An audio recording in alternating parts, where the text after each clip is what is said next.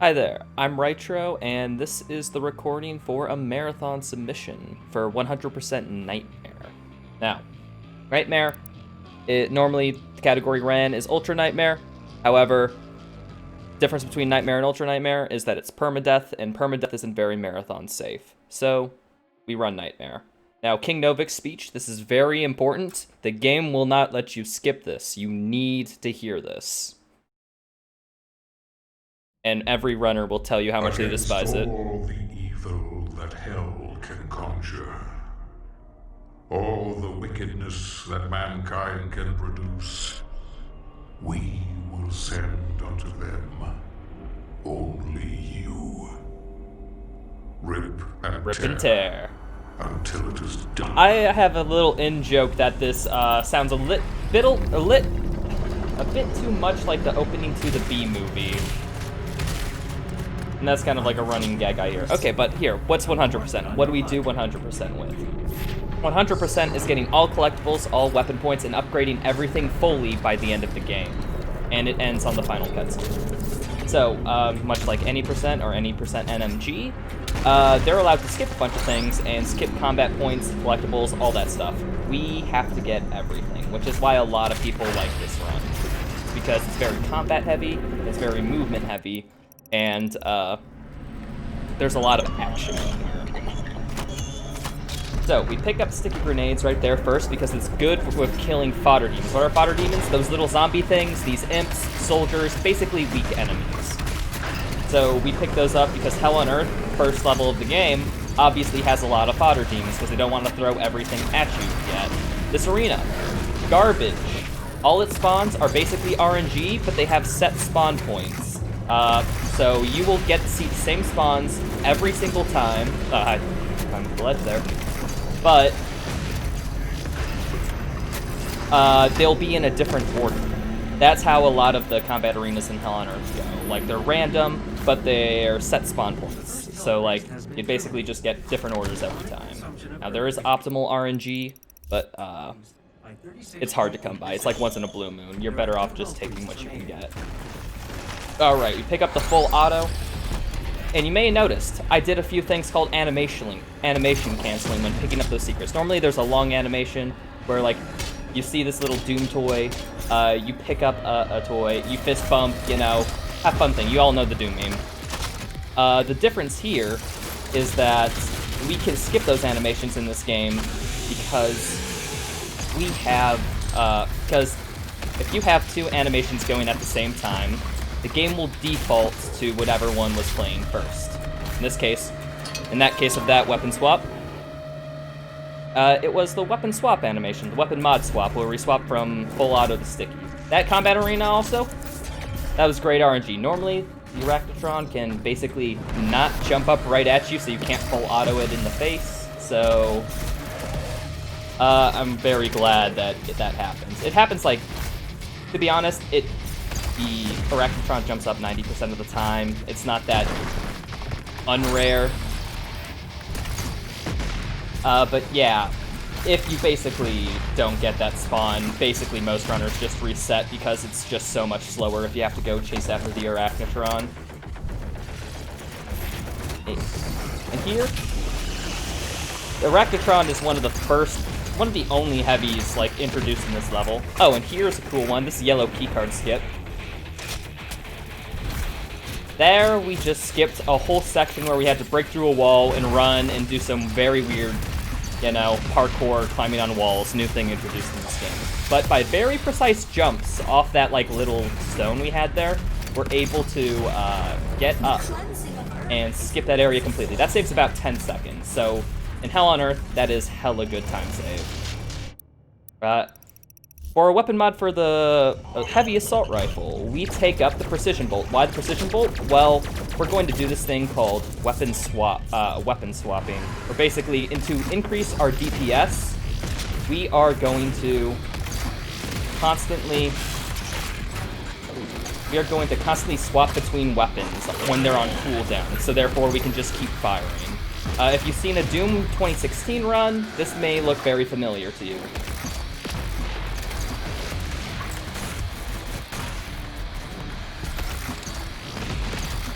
Okay, come on.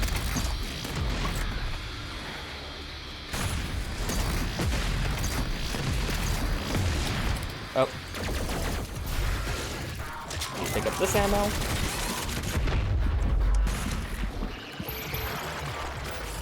And that combat arena went pretty good. The only change thing here is, like, we have several different strats for this arena, where which ammo deposit on the ground do we pick up, etc. And that changes a lot with what enemy spawns we get. But seeing how that wasn't too bad. So basically, this route is just basically running, well, it's the first level of the game. There's not too much you can do here besides run and get collectibles. So, oh, I should also mention this because there is a different form of animation canceling where instead of weapon mod swapping, we just swap weapons because the weapon swap animation works in the same way to the weapon mod swap.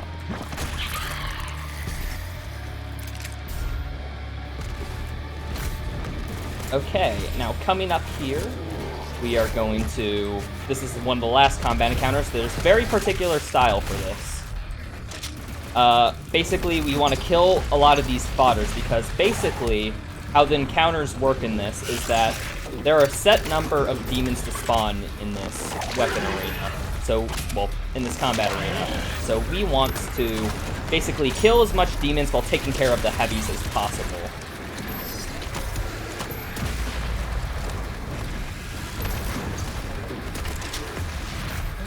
So once we do that, we get out of here. Those red things are Caco Demons, by the way. They're supposed to be like a really fun enemy that are like a bit tanky, but like they're not really too tanky. And the reason for that is that the developers added weak points, another new feature into this game. Where basically, if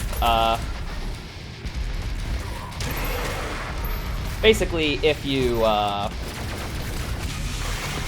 shoot a demon in a specific part, it does critical hit damage, and the weapon, well, the demon's part of their body break. That basically means, like, oh, one of them's still left alive. These guys can be sneaky. This is why every runner hates Hell on Earth. So, like, for instance, the Arachnotron. You can shoot its turret up on top of its back, and it will disable its turret, disabling its long-range attack, so it can only come up and melee you and do these, like, sticky grenade things. The Caco Demon's weak spot is you can either A, shoot a grenade in its mouth, either a regular grenade or a sticky bomb grenade, or you can, and shoot it with an Arbalist, which is something we will be getting later in the run. And that does extra damage, and it basically one-shots it. Alright, we finished the first level, and that level is Hell on Earth. Its name is appropriate. Now we're going to go into the Fortress of Doom. Fortress of Doom is basically a hub area for this world. It's where there's collectibles sprouted about that you basically, when you get collectibles in the real world game, and we're getting all of them, you can come back and spend them to get additional benefits. Of course, you have to watch some pretty long animations, but you know. Yeah, that's basically what this serves as. And here are our upgrades, our Sentinel Crucible upgrades. We get armor first. Why are we getting armor first and not ammo? Well, more ammo is typically better because you have more ammo so you can kill things before you need to reload and get more ammo. There's a couple of ways of getting ammo in this game. You can either A, chainsaw an enemy, or B, find a pickup. So if you chainsaw an enemy, it takes 1 charge if it's a fodder demon, 3 charges if it's anything else. And you cannot chainsaw ultra demons, but we'll get to that. This is a complicated game.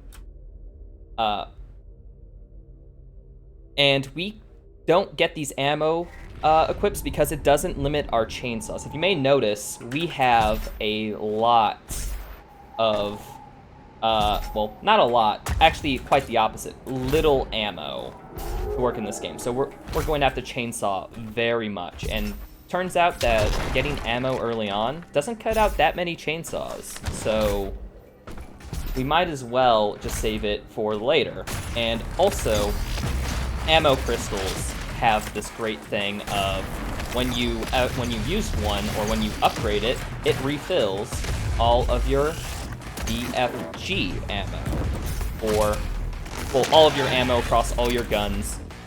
So basically, we use that in order to refill the BFG ammo later in the run. So that encounter, basically, what you're gonna start seeing all the optimized combat we have, like that encounter. Like, I was just maybe a second too slow, and if you're, like, any faster in that combat encounter, the Caco Demon actually just straight up dies. It dies by itself. Right here, we're getting our runes. Runes are basically additional abilities that you can stack that enhance or modify other abilities. We just got air control. Why air control? Because we are going to need it for a bunch of skips coming up. Okay. And then you may notice that I just meleeed him and he frickin' exploded. That's because of this great little mechanic they added in Doom Eternal called Blood Punch. What's Blood Punch? It's the most reliable thing in the world, take my word for it. But basically, whenever you melee an enemy while having Blood Punch charged, which you can see in my little meter in the bottom left, right above my health. Whenever it's charged, if I melee an enemy when they're not in glory kill range, which glory kills when they're highlighted, they will basically deal a bunch of damage to them, and also it's like an AoE melee is the best way to describe it. Now, I just said it was the most consistent thing in the world. That is a big joke in the Doom community because Blood Punch is not at all consistent.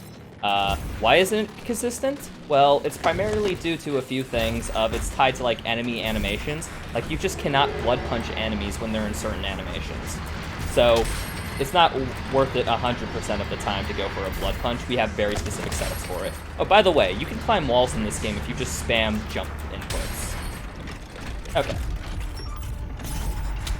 So we just picked up stashing, which makes this game a hell of a lot better. I love the dash mechanic. It makes combat so fluid and stuff.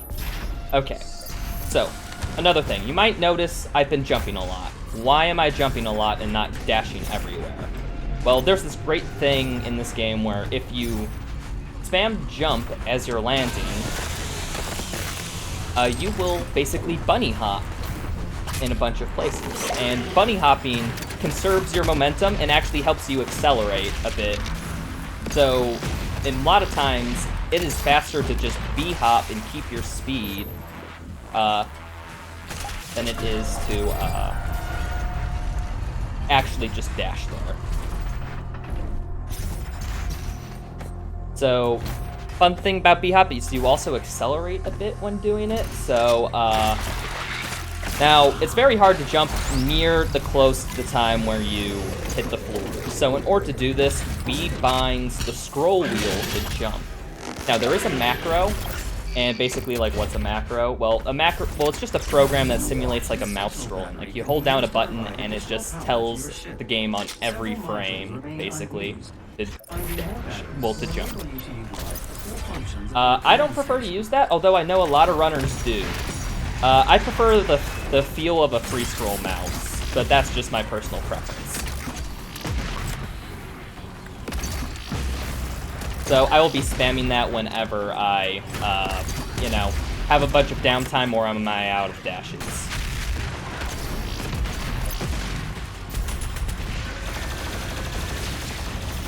So here's just a bit more combat, killing all these cacos, everything and whatnot. There's one more. Ah, there you are. You tried getting away from me. You can't get away from me.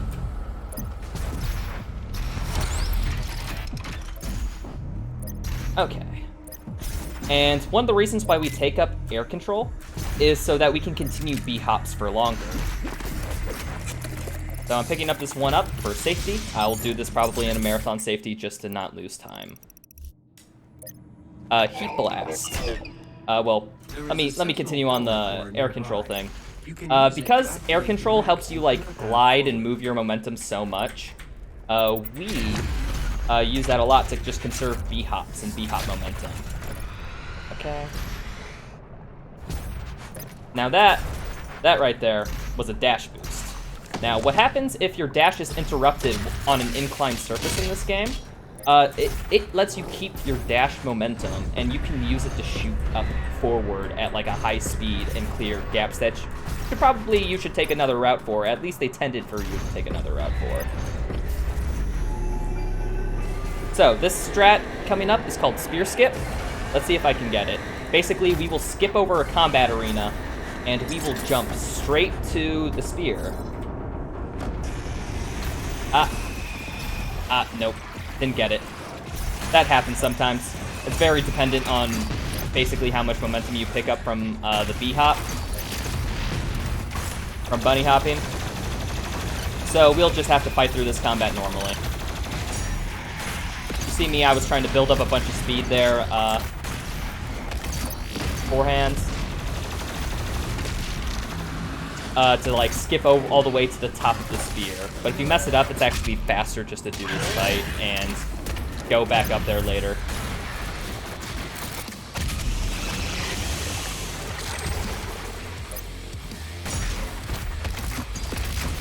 So yeah. Now, the pickup that we picked up before, you may notice for this plasma gun, we picked up Heat Blast. Heat Blast, basically, it charges up your weapon, and you, basically, whenever you use it, and then you can release all this charge, like a little AoE burst. That is very useful in this run. It's probably the best weapon mod for the plasma rifle. We use it primarily just because Microwave Beam, the other plasma rifle, is actually pretty garbage at the speedrun. And also casually, but don't tell anyone. Don't tell it I said that. Basically, Microwave Beam, it locks down, it like stuns an enemy, and you deal damage over time to them. The thing is, when you do that, you're locked into doing damage on that enemy and can't do damage to anything else. So that's why we don't pick it up, because you deal with a lot of enemies at a time in this game. Okay. Now here is the first weapon upgrade of the run. I upgrade Precision Bolt first. Now, you may see other runners upgrade other things first, or not upgrade until actually in Cultist Base, which is the next level. The reason for this is that weapon progression route is still much up in the air. It has not been universally decided which one's the fastest yet. And also it leaves a lot of room up for like runner preference. Okay, they're dead. Ah, he was alive. That's what was happening. So yeah, if you watch any other runner of this game, you will most likely see something completely different. And this is our favorite mechanic in the game, purple goo. We try to do all we can to avoid it, but purple goo basically makes you not able to jump, not able to dash, and that a combat arena is very mean casually because it just puts you in purple goo, then puts an Arachnotron up on a high ledge and just says, have fun. There's another dash boost that we use to get up. We can also animation cancel these batteries if you notice. Basically, we do that just by swapping weapon right before we pick them up. Also, the skip cutscene button, same cutscene as, well, the same button as the flame belch. That totally has messed me up by me not having flame belch anymore. Did I explain flame belch? I'll explain what flame belch is. Flame belch is a mechanic in this game. It's like a flamethrower on your shoulder. Whenever you hit an enemy with it, they will start to begin to drop armor. And basically, you use this to refill your armor gauge all the time. You'll see plenty of times in the run where we will do that. So basically, the basic combat loot is Glory Kill for health, Flame Belch for armor, Chainsaw for ammo. And here's another dash boost that's kind of precise. Yep. It's very precise. Okay, come on. Okay, come on. Ah! There we are. And that basically skips a whole climbing section to get the Slayer Gate key. Now, what's a Slayer Gate? I just said we got a Slayer Gate key. What's a Slayer Gate? Slayer Gates are basically optional combat challenges that you do in order to get a Slayer Gate. Basically, if you complete all the Slayer Gates in the game, you get a special reward from the game, sort of as a callback to old school games where you had to complete challenges to unlock rewards. You unlock a special weapon, and we need to get that special weapon for 100%, so all the Slayer Gates of heavy combat must be completed. So this one is not very interesting at first, it's just killing a lot of mobs, then a few Revenants spawn. Revenants are the chainsaw guys. That was a Dread Knight. You haven't seen one of those yet. They are basically like a mid-game enemy, but because we're in a Slayer Gate, a very difficult combat challenge, they show up right away.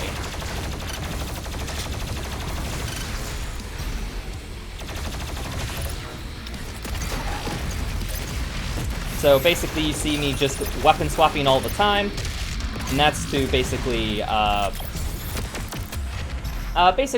to keep firing and keep shooting while the rest of my weapons are on cooldown. And that was a pretty good Slayer Gate. So now I'm gonna B-hop over to the next area, picking up speed as we go.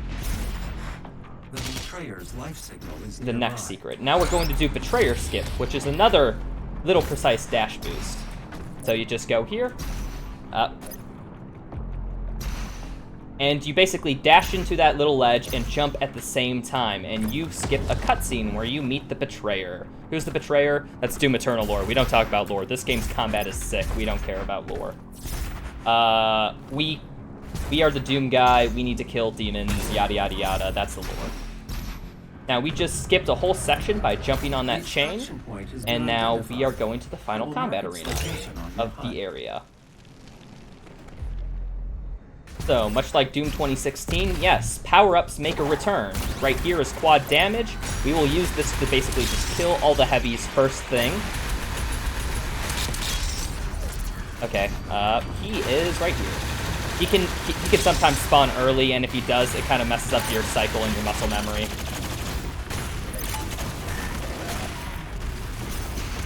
So because that Hell Knight messed up my spawn early, I had to, that Caco Demon took a few more bullets, but that's fine.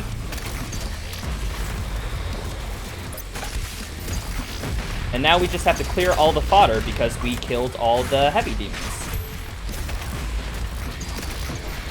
Oh. Hey there, little buddy. Ah. And that is an Exultia.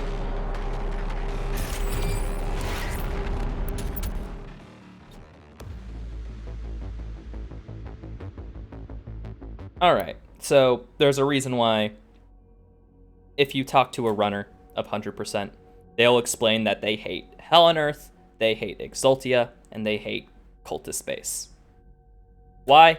Because these are like the 3 levels you get before you unlock a lot of things in your kit. Like, you don't have the Ballista, and you don't have a lot of your weapons. So basically late game gets really interesting because of all the weapons and the tools we have at our disposal. Now here is, I hope you like this battery animation. We're going to be seeing it a lot during this run because we have to open most of the doors.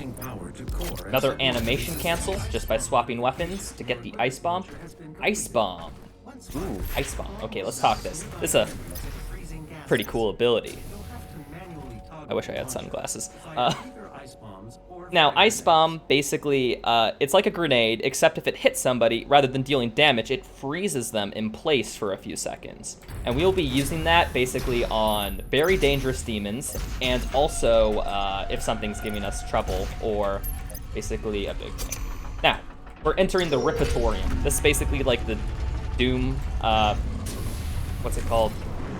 Doom Slayer bases form of like a practice arena where you can visit this in between missions and it's updated with demons that you have. We don't visit this all the time because this is slow. Plus we don't need practice. We've played this game a lot already, right? Well, at least I hope I did.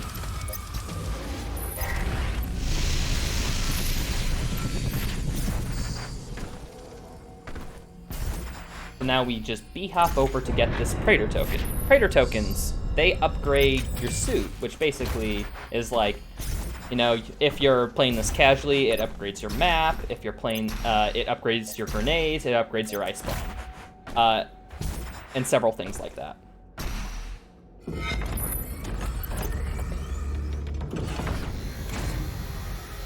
So, yeah, we will definitely take advantage of that a bit later, a little bit into Cultist Space.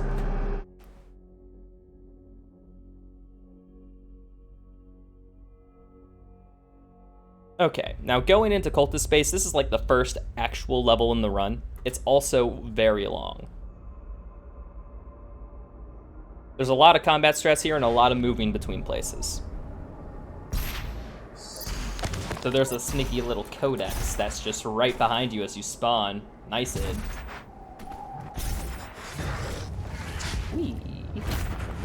We just zoom over here. And normally you'd have to break that wall to get this collectible, but we just jump to it directly because, you know, the platform is precise enough to where we can do it. So now we're introduced to these things called weapon challenges. Now, a weapon challenge, or not a weapon challenge,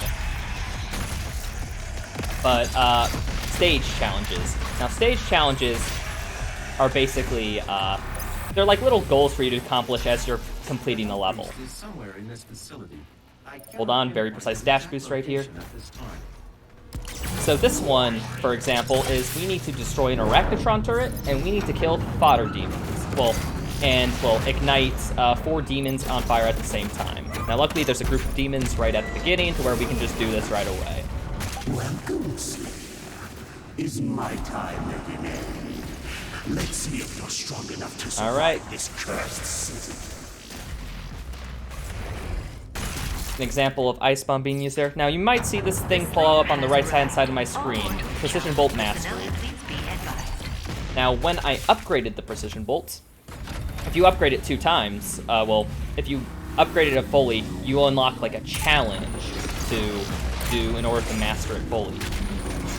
Now, we don't have to complete every challenge in this run, because this game is kind enough and gives you these things called mastery tokens later in the run. We use these mastery tokens to basically master weapons quickly that are otherwise very slow to master.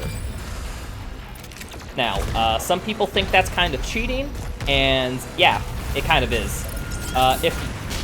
There's some great people who run what's called natural masteries. 100% natural masteries. And basically what they do is they don't use the mastery tokens. Shout out to Bite Me, all uppercase, Ferb. They are main runners of those categories, and recently, we just updated the Speedrun.com leaderboard to basically include natural mastery to see, you know, like little options like did you use natural masteries or whatnot. Oh, also, this area is totally scary. I totally do not, like, almost die here every time. I totally don't. See, not even worried. Not even worried. Ah, frick. I didn't have any dashes. I wanted to do the skip, but I didn't have any dashes. The small things like that that you gotta keep track of. This game has a lot going on, so it's easy to get overwhelmed. And even me, who's played this game for like 350 hours at this point, exclusively in 100%, I completely forget things all the time. Okay, we just picked up the rocket launcher. Now we're going to be using the rocket launcher and quick swapping to basically get a lot of DPS out of it. Now, fun fact, you can skip this combat arena, but you shouldn't because you need the weapon points for it. At least in 100%.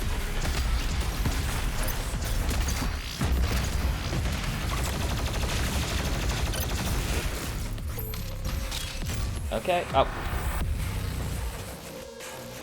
The monkey bars, another new feature they added in this game. Man. Basically, they are just places to swing up to get extra height. They act as like a jump. Now, second rune here, we are picking up Primal Savagery, which that basically increases our glory kill speed. Now, we don't do glory kills too often, but sometimes you're forced to do them, and sometimes you want to do them because, like, you have no ammo or something. So we pick that up just to save a few seconds if we ever glory kill. Which actually happens a lot, depending on... Oh. See, like, right there. Like, I was afraid I was about to die, so I glory killed to get the invulnerability frames, and, that you get from being in a glory kill animation.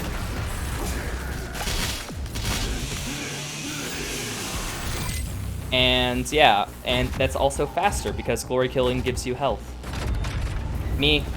I accidentally didn't kill the Whiplash because, my keys have been pretty sticky lately. So, like, sometimes when I swap and I hit left click, it does not, work too much. I suppose I should mention, I did upgrade the suit right after the second combat arena. What did I get? I got fast dash. I got it so basically my dash is refilled faster. This is very important because dashes are fast and we want to go fast. Oh, also, here's a really fun combat arena. I'm just going to let this speak for itself. Your hate must match his will. Only then will you be truly safe. There's a random Caco Demon spawn. He can spawn in, like, either 4 locations. So, like, basically you just gotta check them.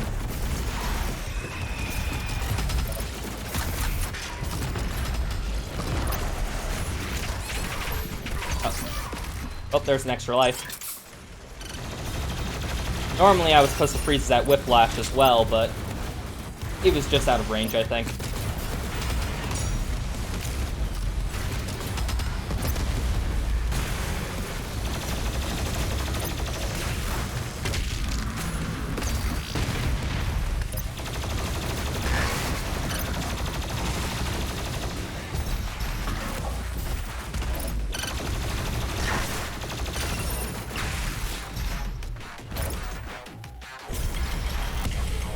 And that's that combat arena.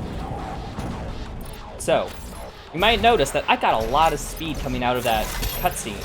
That's something we like to call cut speed. Now, some people like to call it like, oh, dashing out of a cutscene. Cut speed's funny because it's a pun. Cut speed's basically if you're dashing at the same time a cutscene starts. Your dash stops, but your momentum stays. So, like, then you can just zoom. We use that a lot. Now, these are just cultists. They're actually like zombies, so like, if you kill all of them, there is a little secret here. Bam.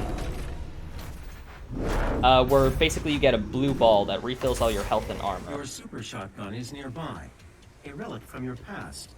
And here we're about, well, we're going to go into totally that isn't the worst arena in cultist space. This arena makes me feel so claustrophobic. You'll see why in a second. But basically, we picked up an extra chainsaw at the end of the last fight. In order to use a chainsaw strat for here. Because there is a few heavy demons that we need to kill, and we need 3 chainsaws to do that.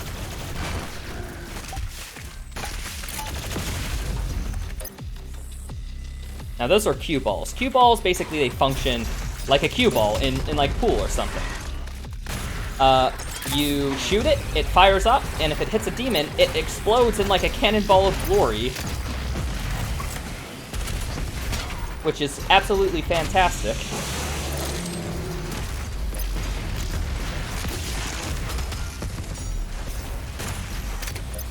And that's why we use the chainsaw there, because 2 Mancubuses, these big dudes, we don't want them to hurt us. So it's way easier just to consistently have 3 chainsaw on you, and if you get and chainsaw one of them, so that you only have to deal with 1. Even with cue balls, the arena gets very messy very quickly. Okay. Now we're gonna start picking up health, because we want those ammos for ammo refills later down on the run. secret encounters. They're basically as they seem. Well, you saw me do a few secret encounters. Ah, this person didn't die? Why'd you have to do that to me, bro? Kind of just... I failed that completely, but, like, we don't talk about it. I was supposed to shoot the cue balls a bit earlier, but that's fine.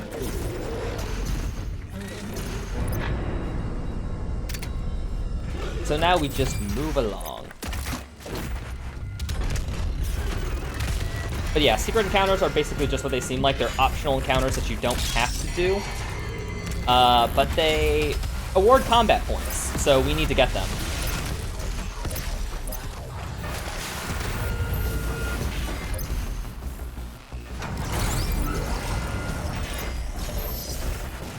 All right.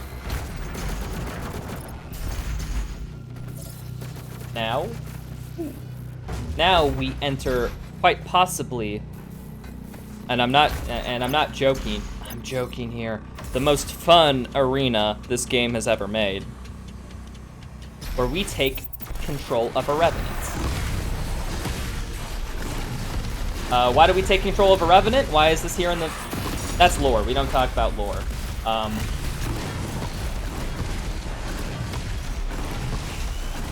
And basically we just play as a Revenant, slowly killing everything until this arena is cleared.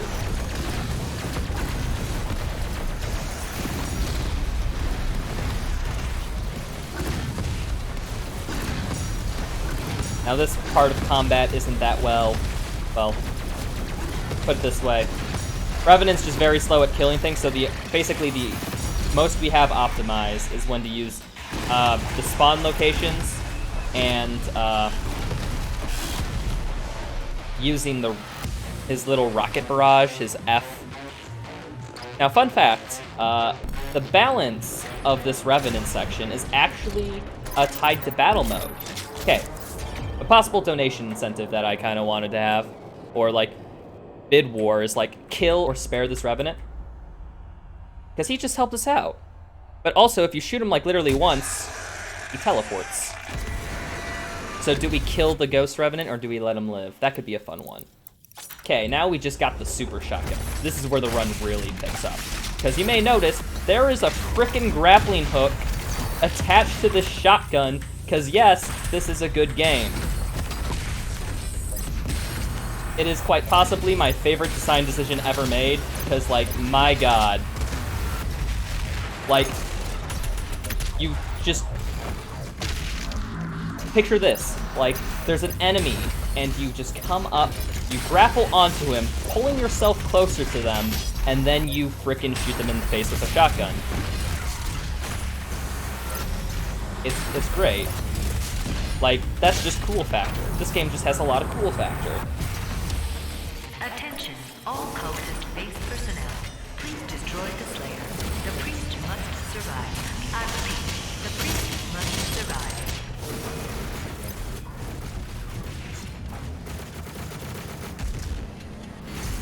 Okay.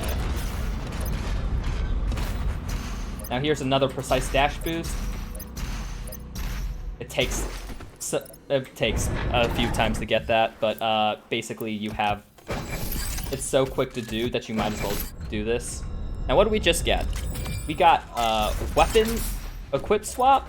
Basically an ability that lets us faster, more quickly swap between weapons, which means more DPS for us. Yay. And we also got protection from environmental explosives, because there's a lot of those and we don't want to die. So we just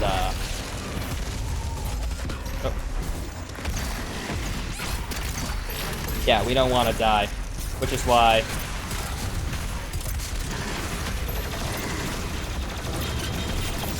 yeah, that combat can go like that if the Whiplash decides just to troll you.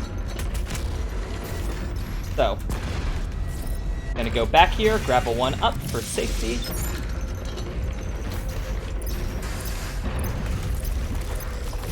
Because I didn't have a 1-up, which means if I died, I have to reload checkpoint.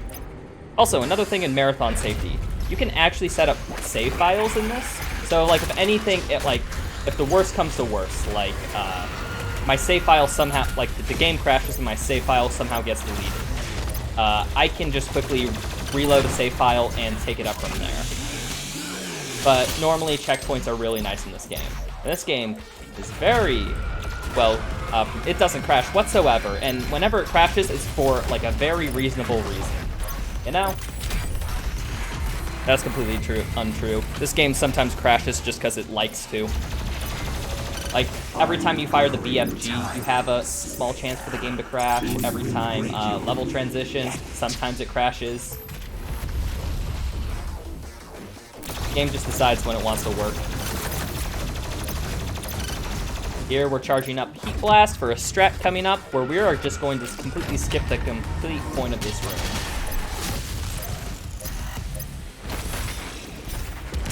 And basically, when we grapple onto an Arachnotron, what happens is the game refreshes your jump, so you can jump off the grapple hook and double jump again. So we abuse that fact, and normally there's this whole puzzle where you have to, like, go to the bottom of the... go to the top, you know, knock down a box or whatever. But nah, we're just gonna grapple up there because that's freaking cool. Alright, second Slayer Gate. I think I'm just gonna let the Slayer Gate speak for itself. This one's pretty well optimized. Oh, also, an Arachnotron's firing grenades at me. I have no fear, though. 27 health, no fear.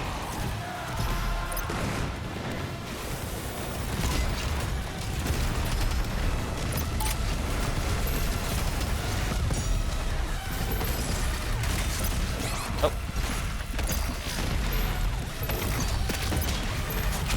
So now the Kool-Aid Man will jump out of this wall. Oh yeah.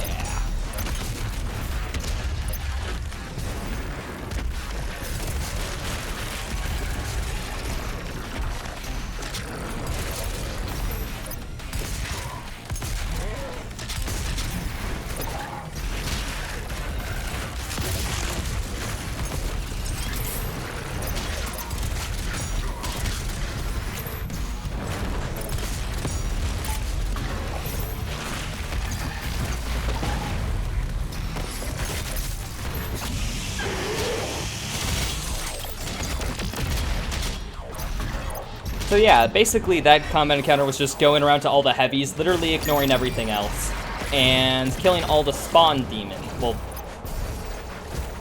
oh yeah, I guess that's a good mechanic that I haven't talked about yet. How are waves decided? So what happens is that there's usually a wave clear condition. Like, usually combat arenas consist of multiple waves, and they only progress to the next wave when a certain enemy or certain number of enemies are killed. Now, a lot of the times that we come up, a lot of the waves are basically just kill everything. That wave is tied to specific demons, like the Mancubuses, the Caco Demons, the Red Balls. So we kill those fast as possible to get to the final state of the wave, to where we just have to kill everything. And that's what we do for a lot of this game. Alright, here's another combat encounter.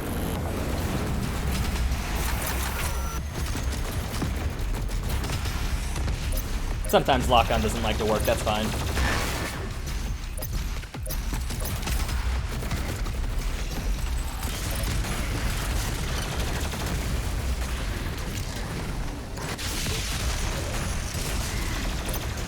Okay, now we're gonna pick up the haste power-up. Now, haste, it increases your movement speed, increases your weapon swap speed, basically increases everything you do so that you go fast like a freaking speedrunner.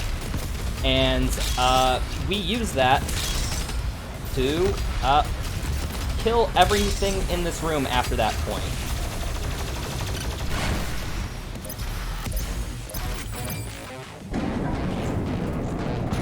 And now we're out of here. And then that's everything. Yep, that's everything. So we can just get out and move on to Doom Hunter Base. Some people call this the first actual level in the run. Mainly just because,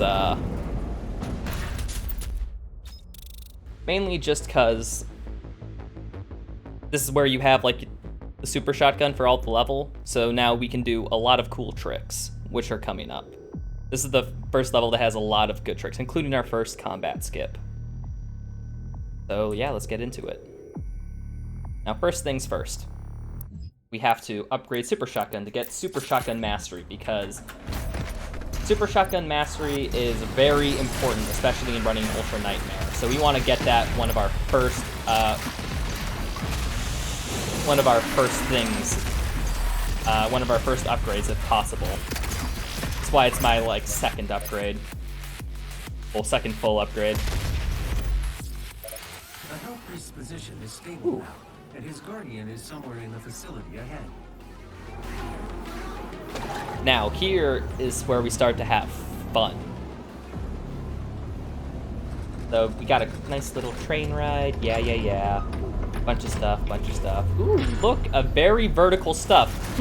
I wonder if we can use a meat hook double jump, or as we like to call it, yeet hooks, to get up to a high place. And then bam, we can just completely skip a parkour section by just using a yeet hook double jump. And now here's another yeet hook. And we just go all the way to the end of the area. Alright. Now we're about to be introduced to a friend of the run called the Pinky. Now Pinkies, they're vulnerable from behind, so we usually stun them, like I just did with a heat blast there, and then we just shoot them in the back. We can also blood punch them for like, basically killing them instantly.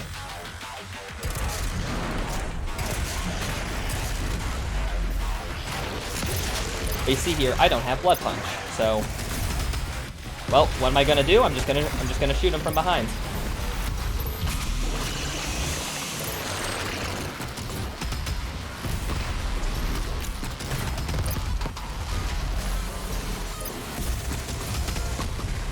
And there's all the heavies down, and now we just clear out the fodder.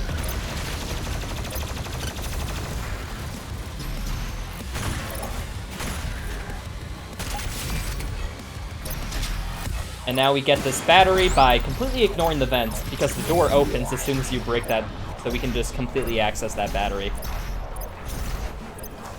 Alright, and now here we move on. Now, what are the Doom Hunter base challenges?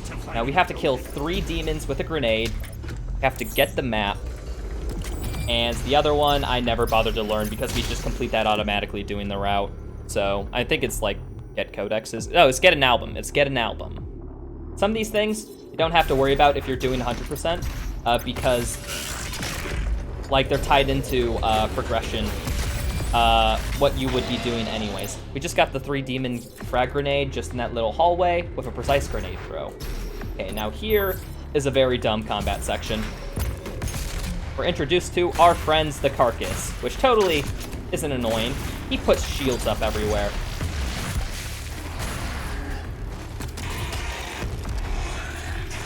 Come on. For some reason,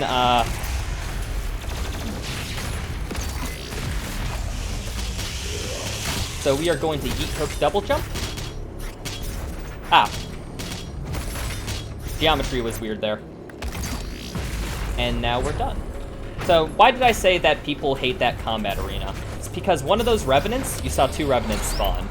Normally, this is, somewhat RNG, somewhat skill-based. One of the Revenants has a chance to not spawn.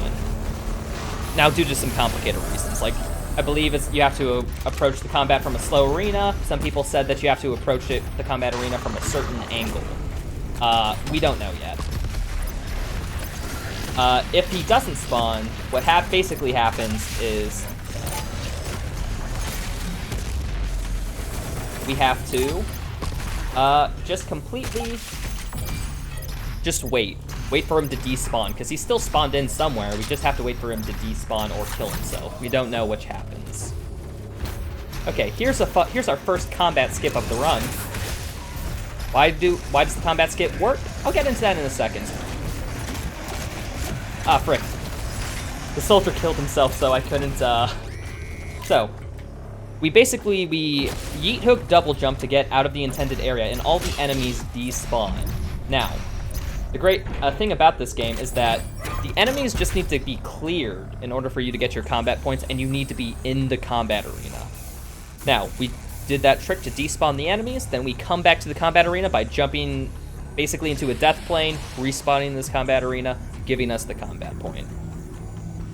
I know Bowser and a few other people in the Doom community are working on an ACE category that stands for All Combat Encounters. That will not allow those little skips. So if that isn't for you, maybe try looking at an ACE run in the future. I know some people are going to run it. Okay, so we dash boost up there, did this. Basically, we're just gathering collectibles at this point. Now, here's upcoming one of my favorite tricks. I call it the yeet hook because of how fast we go. Watch this. And we skip basically a bunch of parkour sections just by yeet hooking off an imp. Now, you may be asking, why did I use the weapon wheel? Because the meat hook has a very funny property. It will accelerate you, speed you up, for every frame you are attached to an enemy. So therefore, if we use the weapon wheel, because weapon wheel slows down time, to slow down time, we are on the meat hook for more frames. So therefore, we speed up faster, which makes that gap clearable.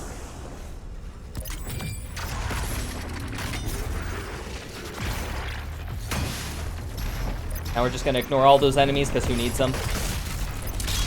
And now we have to prep for an upcoming boss fight.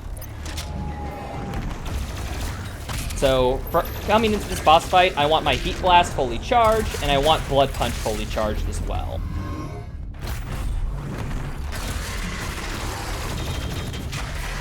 So I have to do some glory kills here to build up my Blood Punch, and I have to fire my Heat Blast a lot in order to get it fully charged. Okay, now here's a fun skip. Ah, frick. Okay. It can be a bit precise.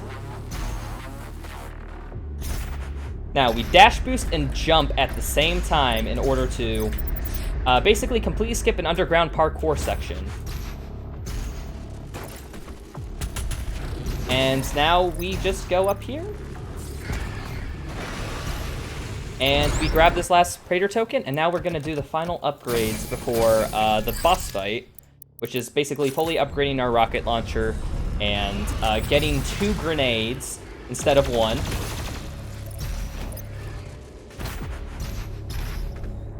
We will use this because we will want to stagger the boss as much as possible so we can deal damage to it.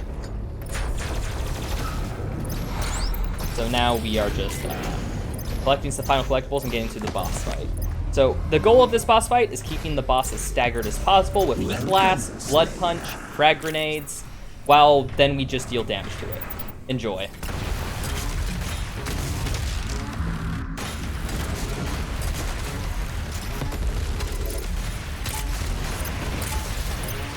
So now that we had it staggered, it's in phase 2, and now we just fire it with rockets.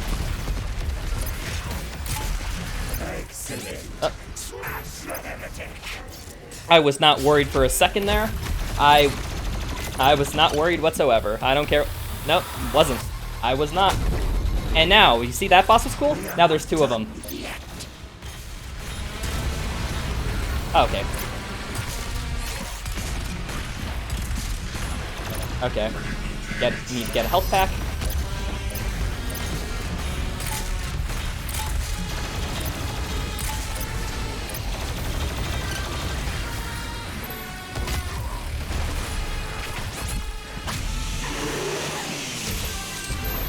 Oh wait, I accidentally hit the weapon swap key. And now we just do the same strategy with rocketing them down after they get to phase 2.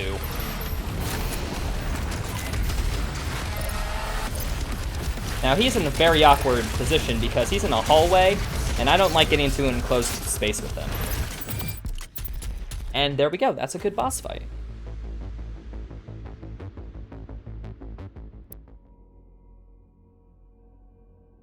So yeah, that's how you do that combat. Well, Doom Hunter base. Now back to the Fortress of Doom. Or guess what? We finally get the Ballista. Ballista is a very important part of this run. I'll explain why in a second, but first we are going to drop off some Sentinel batteries by watching a bunch of Sentinel battery cutscenes that are very important to the story. You cannot skip these. I repeat, you cannot skip. If there were donations or anything to read during these times, now would be a great part, because all this is just watching, putting batteries in cutscenes, and getting tokens and whatnot. Now, although there is an interesting routing thing to talk about here that I guess I'll talk about, it is actually slower to get these things right now than it is later. Main reason why we pick up these, why we get these things now, is because for safety, in Ultra Nightmare especially, you want as much health and armor as possible because you don't want to die. Everything here is dangerous. You don't want anything to hurt you. So we just keep putting in these batteries to upgrade our health and armor so that we're a bit more tanky for the survival fights, even though it loses a few seconds. We're talking about like less than 10 seconds, like that this does. So you might as well go for it in a 2.5 hour run.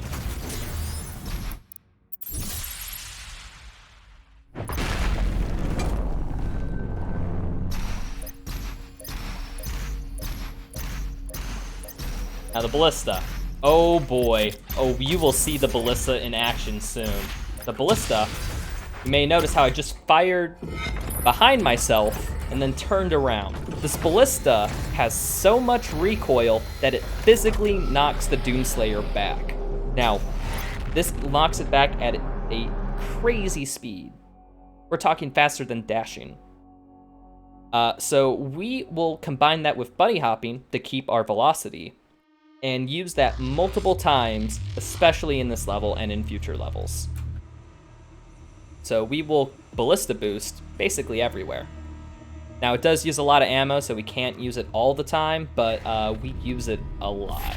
So, important thing I'm thinking about in Super Gore Nest. I want to try building up Meat Hook Mastery because there's a lot of mobs here. But I'm not going to try to farm at the same time. That's what's gonna make this difficult. And here's a cool combat section. This is the site where the invasion began, the oldest and most corrupted location on the planet. The Ark fought hard, but they were eventually driven out by the demons. There you are. Ah, this Mancubus is running from me. Why are you running? Okay, during this combat, we also take this time to pick up a secret that's up here by Ballista boosting up to it. Now where's the soldier? The next wave is dependent on killing like a soldier enemy, not these like little Terminator things, but like these things. There we are. Next wave.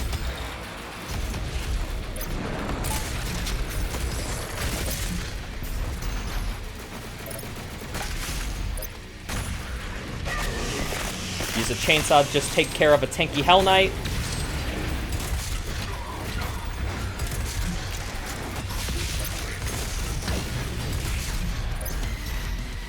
Now there should be another Whiplash. Where are you? Sometimes the Whiplash can hide. It goes like underneath that big gory thing in the middle.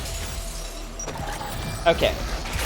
So it can be difficult to get it if you're just in the middle of doing things. Now, why am I glory killing this Pinky? As you see in the right-hand corner, right-hand side of the screen, there is an achievement, well, a weapon challenge here for glory killing Pinkies in 3 different ways. So that's what we're going to do. Now we're gonna pick up the Destroyer Blade. Shoutouts to Zero Master, who showed the community how good the Destroyer Blade was. It was kind of untapped. Like the skill that the Destroyer Blade could offer. Until Zero Master basically came up and showed you, like, okay, here's how we do it. Because the Destroyer Blade, basically, it does what it says. It sends a wide blade out in front of you, and it destroys basically everything in its path. Now, how much damage does it deal?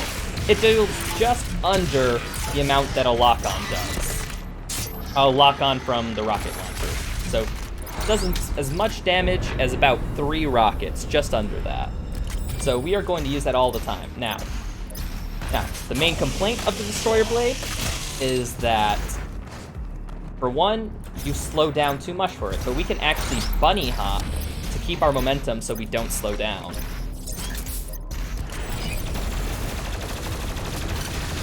Now, here's the first instance of a buff totem. What's a buff totem? It makes every enemy in this game go frickin' fast, and also hurt a lot more. How does it introduce it to you? By basically putting up these, by putting a indestructible buff totem until you clear enough enemies dealing with it. You will see a bunch of buff totems later in the game. And also one coming up later in the level. Okay, another secret encounter here. Now the important part here is I'm trying to conserve ammo for the next arena, because there's a chainsaw strat that I like to do, and I need to make sure I'm not chainsawing anything as I'm going forward. Okay, just double checking to make sure that I got the collectibles. I am known for forgetting a collectible there. Oh, I forgot to mention, the third rune I picked up. I picked up Equipment Fiend. Equipment Fiend, basically, if anything dies under the influence of equipment, such as if something dies while they're on fire from your flame belt, something dies from a grenade, something dies while they're frozen, your respective item that you use will slightly be off cooldown.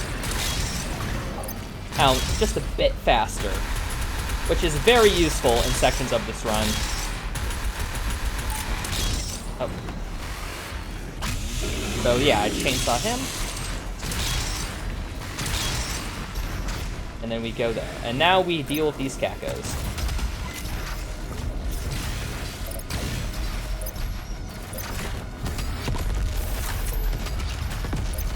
And now we deal with those, and we're done. And now there's the simple key and locks. There's a bunch of locks, a bunch of keys, and we got to put them down. Ooh, so grabbing a 1-up here for safety. I'll be doing that a lot in the run. Now, we're going to come across this thing called a Spectre. Now, a Spectre is basically just an invisible pinky, and it turns out glory killing a Spectre counts as glory killing a pinky, so that's achievement done right there.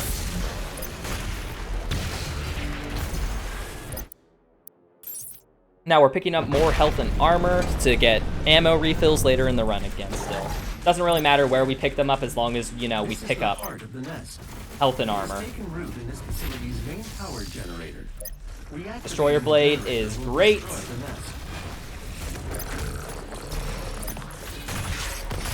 My right click just wasn't working for some reason. Okay, now here's the first instance of Ballista boosting and B-hopping in conjunction with each other. So we Ballista boost, and we use that momentum from the Ballista boost in combination with a B-hop to keep that momentum to just frickin' go all the way to a collectible. We will do this all the time. All the time. And it looks so clean, and it's so fast.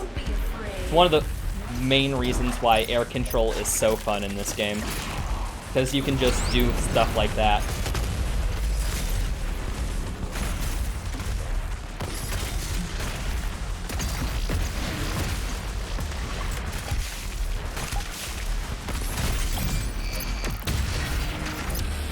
Yep, and those carcasses putting shields up, they are very annoying during that section, but you know what? They're not too annoying. You now have access to the heart chamber.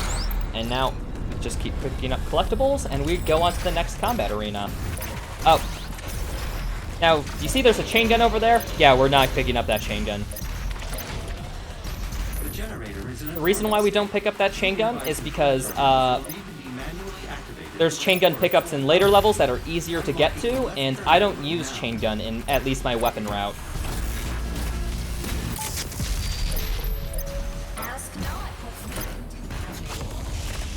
Now, this is quite possibly the worst shield guy in the run. I cannot tell you how many times I die to that shield guy.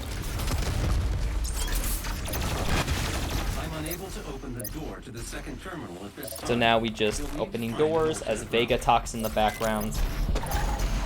Vega.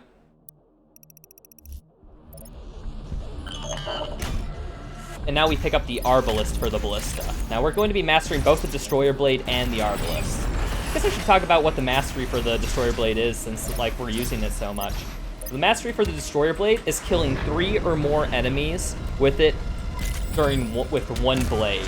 And it turns out, just playing the game naturally enough will get it to us. So it's like no time loss, basically, for picking up that demon. We never use like we never use the mastery too much because just Destroyer Blade by itself is just so good.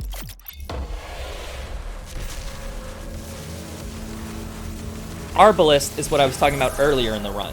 Arbalist is basically like a charge-up shot for the Ballista, similar to how the Destroyer Blade works, except it is a single bolt that once it hits an enemy, it will explode, and it also has the additional benefit of being super effective in like Pokemon terms to any flying enemies. This includes Revenants, Caco Demons, and Pain Elementals.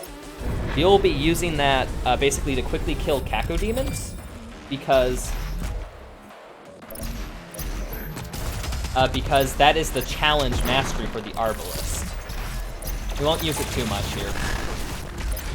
Oh, I need more Ballista ammo. Whee!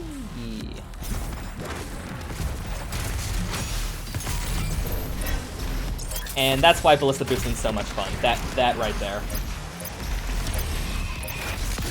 Excuse me, sir. I need to go to the next combat arena, which is actually a combat arena we already visited. And while these enemies are heading to their spawn locations before their AI takes over, we are going to kill them. All except for this one, unfortunately. That one's a bit too far away. Now we Ballista Boost all the way to this combat arena. That is not intentional, by the way. Normally you have to go all the way around and run into a Spectre or something, and just basically, it's slow. What we just do by Ballista Boosting, we skip all that and like make it a lot faster. All right, next coming up is the Slayer Gate. This Slayer Gate sucks. It's not difficult, but it sucks. Just not a fun Slayer Gate. Basically, what we have to do is we have to kill all these soldiers and carcasses.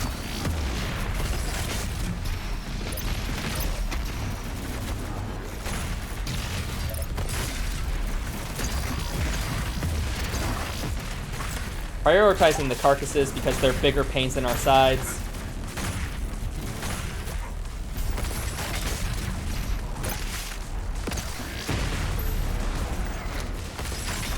Wait, what am I doing? Okay, now that all the carcasses are dead. Oh, excuse me, Mr. Hell Knight. I pick up these chainsaws. And I chainsaw this Dread Knight, because I don't want to deal with it, and also refills my ammo.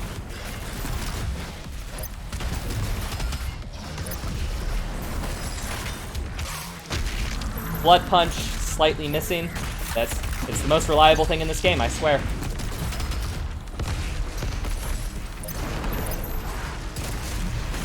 Catch that pinky spawn.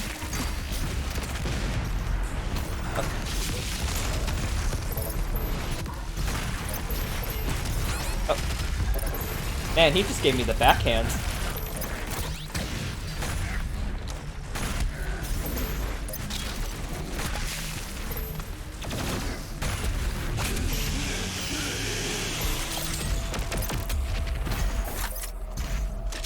And yeah, that's that gate. Now we Ballista Boost out of here.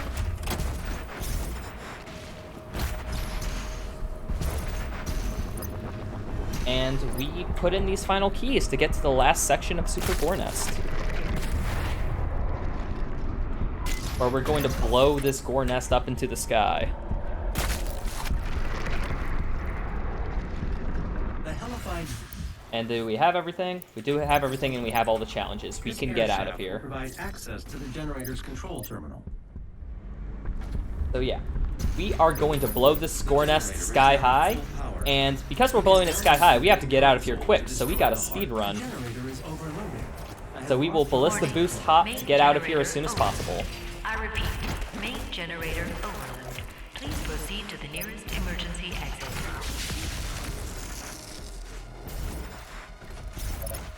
Yeah, unfortunately with that section, an enemy or a wall can just barely hit you and you lose all your momentum.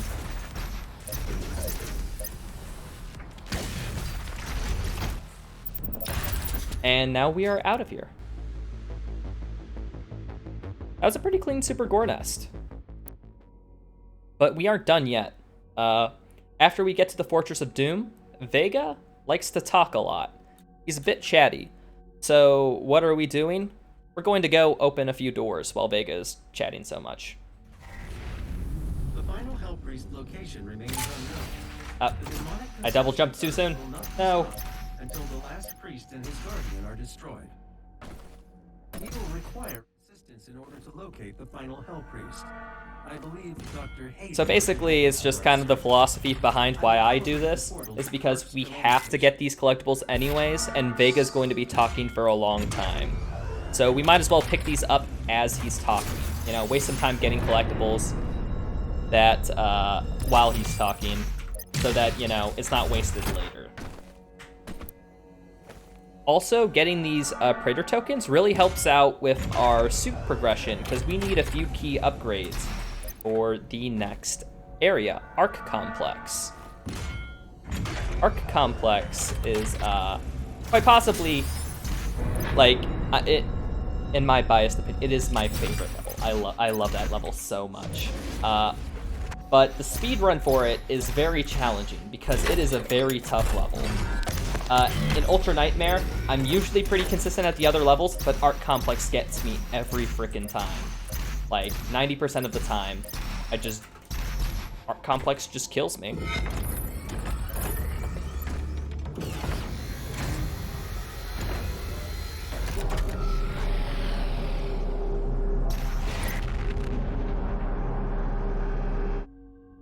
So yeah, now we're finally heading into this. Now, we don't need to know why we're here. That's lore.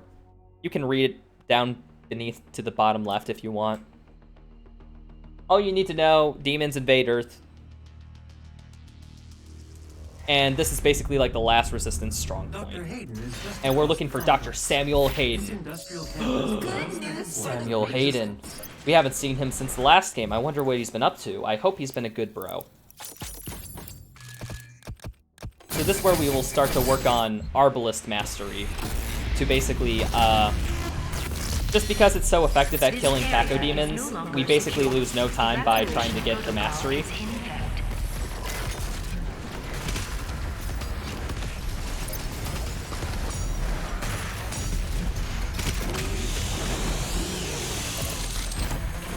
And here... Oh, you're still alive? Sometimes that happens.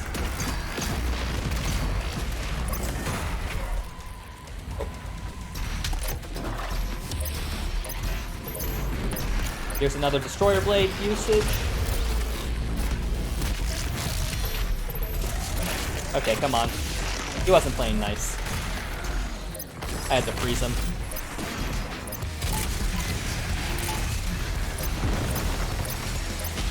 So here, we can actually skip this arena by just killing the few key enemies required to open the door, which are those snakes and those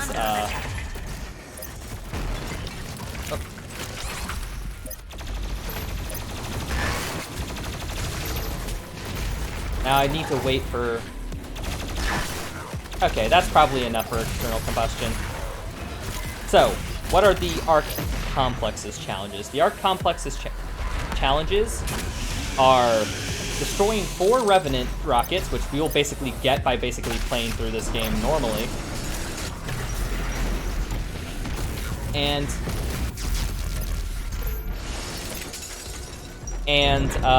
killing enemies with shields 6 times. And how do we kill enemies with shields? Well, we have to basically shoot their shields with a plasma rifle. Come on, respawn Revenant. Attention. Samuel Hayden has fallen. I did not mean to freeze him, but that's fine. We don't need freeze. I thought I had grenade on cooldown, but I must have accidentally swapped to... That's not what's happening.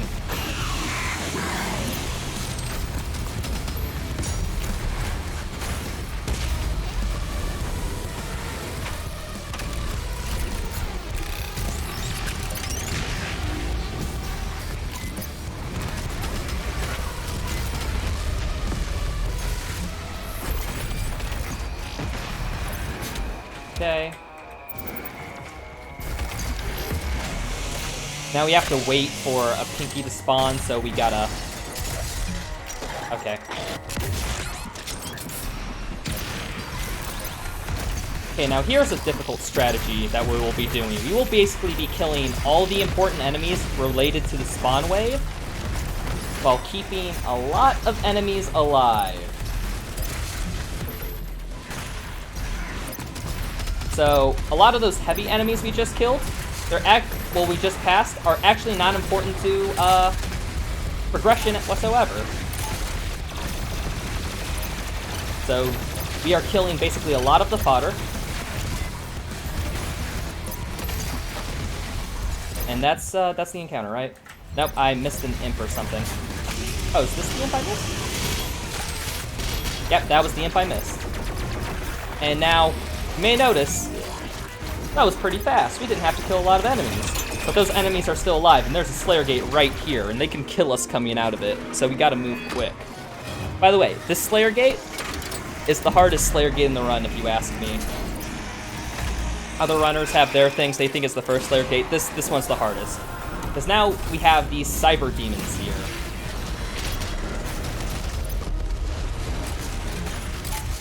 Oh.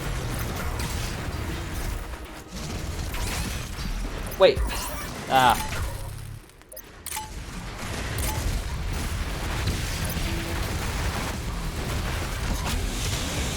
So I lost an extra life there because that Cyber Demon didn't want to die. Okay, Cyber Demon's dead. Now we can move as soon as that Cyber Demon is dead. There's a Baron of Hell that spawns that we can just freeze and take out quickly with some few good alpha rotations. Alpha rotations are basically like when we swap between the most damaging weapons, so like Super Shotgun Precision Bolt or Super Shotgun Ballista.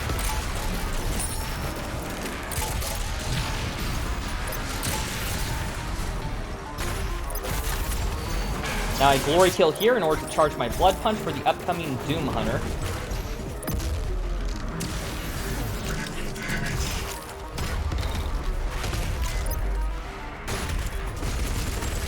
And now we just clean house.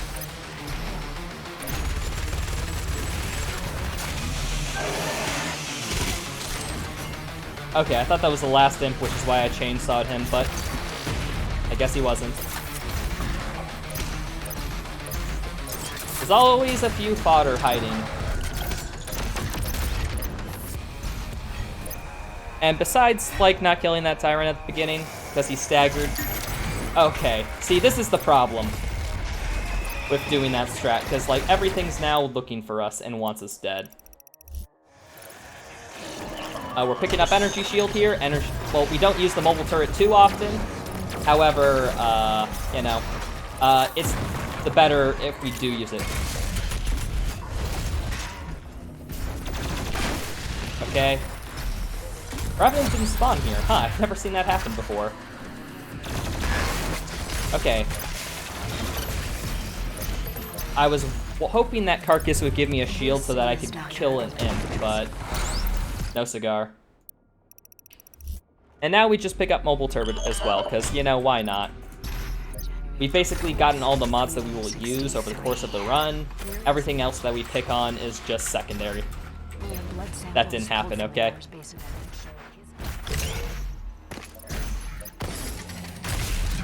Man, I am very behind on Meat Hook Mastery. So basically, I'm just going to make sure that whenever I'm killing something with a Super Shotgun, I'm going to try hooking onto it first so I can build that mastery. And now we pick up another armor. Okay, here's a fun little skip that we can do. See ya, suckers. You Ballista Boost up. There's a Caco Demon that spawns. We can get a free Arbalest Mastery off that. This is Dr. Elena Richardson. Those are the Elena Richardson logs. We have to pick those up for 100%. They are actually the only, like, codex-like thing that isn't tracked. So we pick them up You have to work hard to achieve just in case. success. Well, not just in case, because they are required for 100%. They are, like, the most common things forgotten in runs.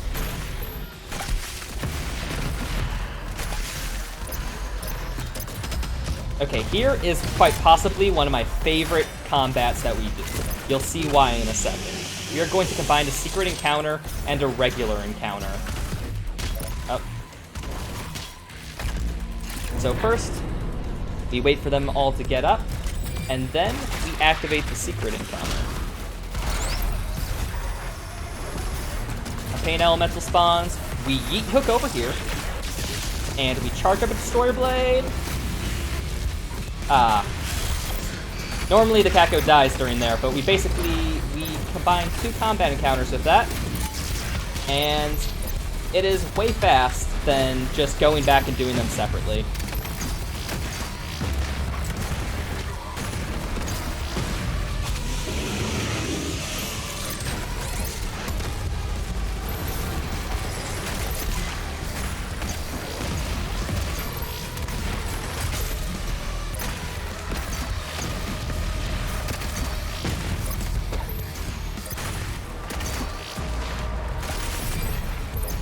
And there we go. That was a pretty nice combat encounter. Oh, come on. Now I'm low on ammo, so I gotta conserve here for a bit.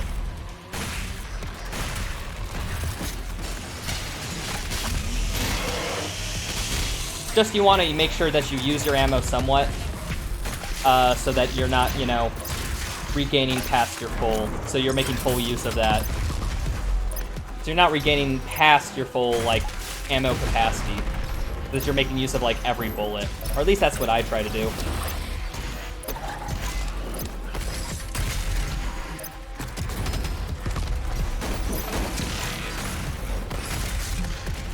Another one up for safety.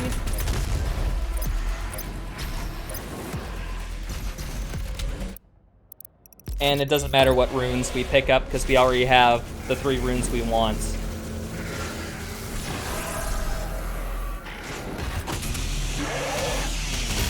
Now, I'm picking up extra ammo here because this combat arena is tricky.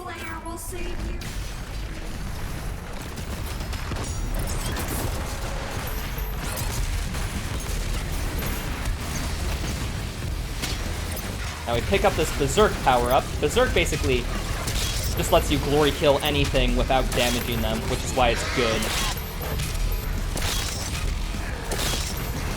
And we are just going to kill mostly the essential enemies, but we want to make sure we kill some of the fodder too.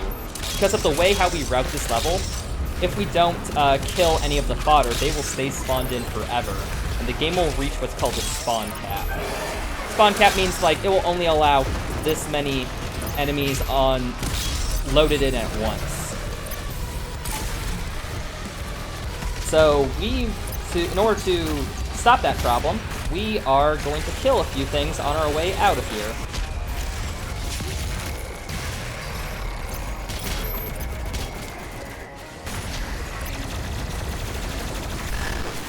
Okay, we need 2 external combustion.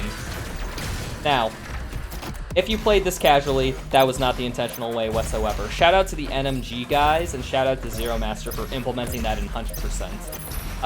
Basically, they just forgot to put an invisible wall there, so we can skip straight to the end of the level. It's a little fun trick.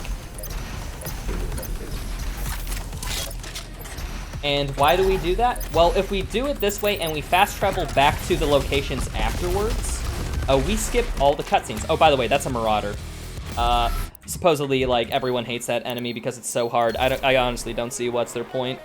Like, that Marauder's too easy. I think they should buff him, really. That was a mini-boss, by the way, that we just took care of. Well, a mini-boss at this point. So, because we fast-traveled, we skipped the cutscene of firing a turret. That cutscene is way slow. So, it is way faster to fast travel. Oh wait, I don't need that. I have full chainsaw. Normally I don't have full chainsaw here.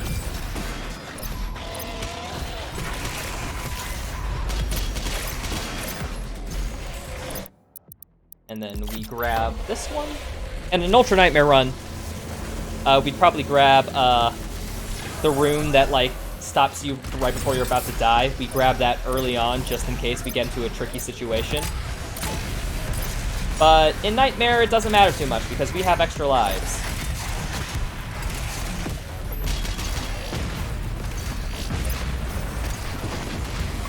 Okay, now please. Okay, I need you to put out one more. There we are.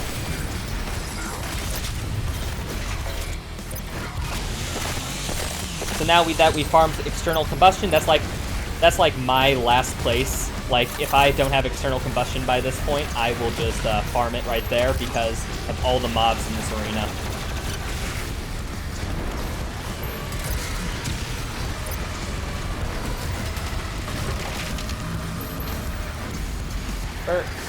There you are.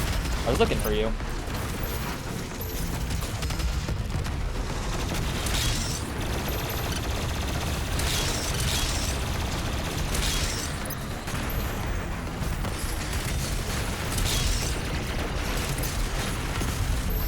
And now, after we kill everything, we completely ignore the Cyber Mancubus, and we jump over this purple goo. Because purple goo is slow, and you can just stand barely on the edge of that tunnel.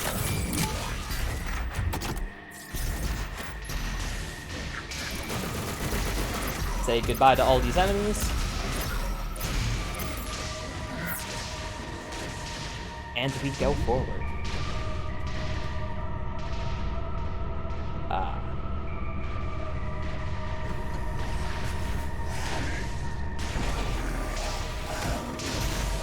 So, you might be wondering at this point, if we could just skip combat arenas and come back to them when enemies despawn, why don't we do that more often? And that's a funny question. There's actually a few places where we can figuratively skip combat arenas and come back to them via fast travel. But, basically, sometimes the game glitches out, and it will,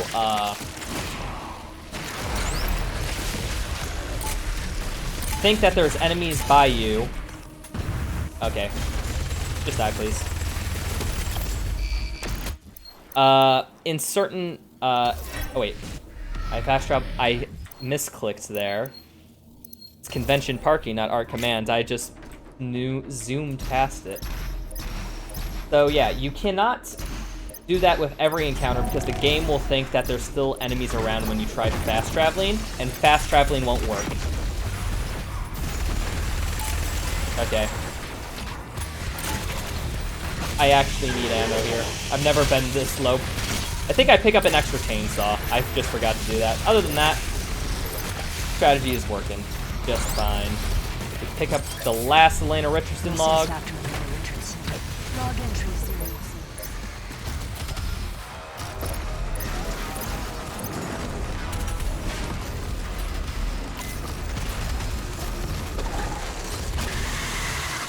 Chainsaw a few enemies, and we collect the last Praetor suit token, and we get the heck out of here.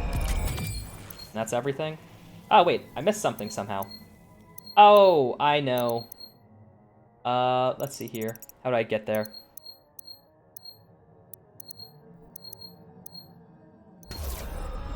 Yeah, this can happen sometimes. Basically, we're just so combat in the arena. Sometimes you have to, you forget grabbing this collectible. It happens way too often.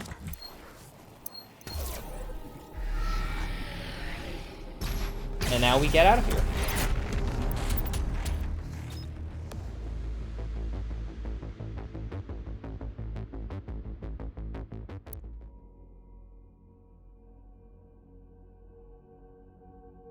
So that's Arc Complex. It's a very combat-intensive stage. There's not many tricks besides Arc Turret Skip and a few fast travels.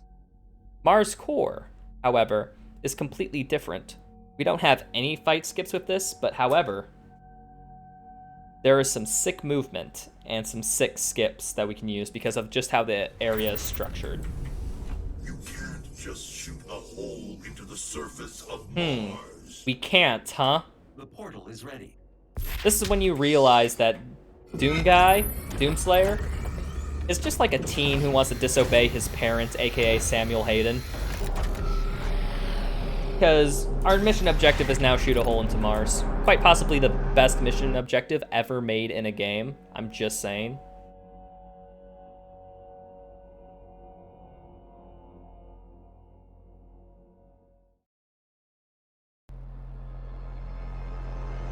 So now we go to the Mars core, and we're going to the moon of Mars in order to shoot a hole into it. And what are we going to shoot a hole into it with? Well, you might see you might see Warning. that thing. That's the BFG 10,000. Turns out it's powered by the BFG, and we want our BFG back. So we are going to shoot a hole through the surface of Mars. Yeah. Boop, boop. There we go.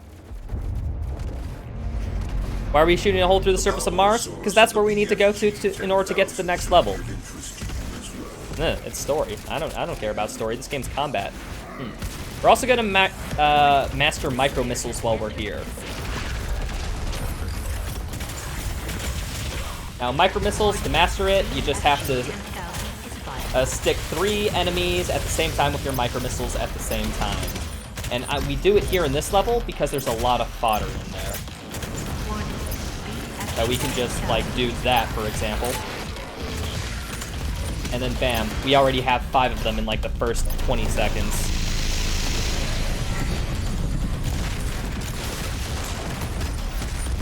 Warning. Slayer threat level at maximum. Warning. BFG 10,000 is fired. Also, the BFG 10,000 is firing. Warning. It's the meme. I gotta say it for the meme.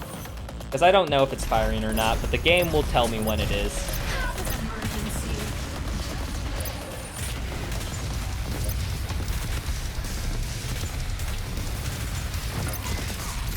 Warning. BFG 10,000 is fired.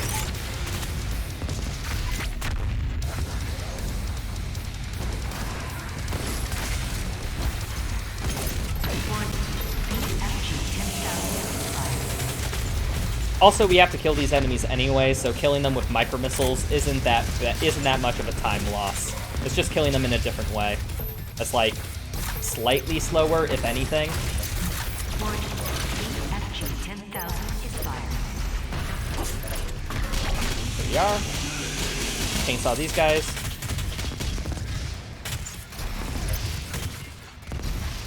And now we keep farming micro missiles while doing this combat.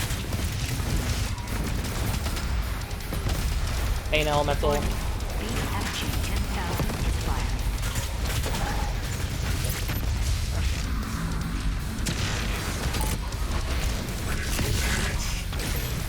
And now you may see that boss that we defeated a few levels ago came back as a regular enemy. That's how this game goes. Bosses become enemies. Warning. BFG 10,000 Ah, man. is fired. If there was one more enemy, I would have mastered it by the end of this, which that's optimal. But I guess I just killed things too much. Show a maintenance Warning. switch on the bridge. BFG 10,000 It's okay. is fired. There's not that much of a slope. There's enemies along the way.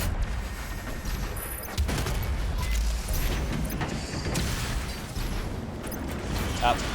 Missed the timing window. Gotta yeet hook. And now...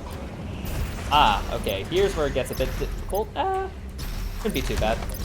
So now, what are the challenges here? Challenges in this Mars core is we need to kill things with the BFG, which we just got by shooting a hole in Mars. And to destroy Mancubus arm turrets. So we got to make sure to do that while we're here. And of course, as soon as you open the BFG, it gives you a big arena to use a BFG because this game knows you want to play with your new toy right away. Now we just got Bottomless Missile. The Slayer. And now we go into another buff totem arena. Now, it's actually faster to ignore the buff totem initially. So we're going to do that and just kill these two. Why do we ignore the buff totem? Because those two enemies that we just killed are trigger enemies. And they will basically spawn in the next wave. And while the wave is spawning in, we will just sit around and wait and then BFG the room. Completely destroying everything and clearing that encounter super fast.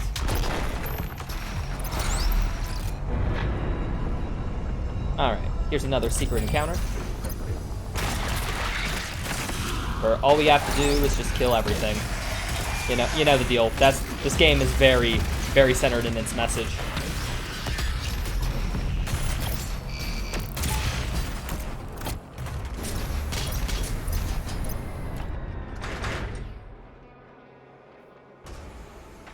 Woo.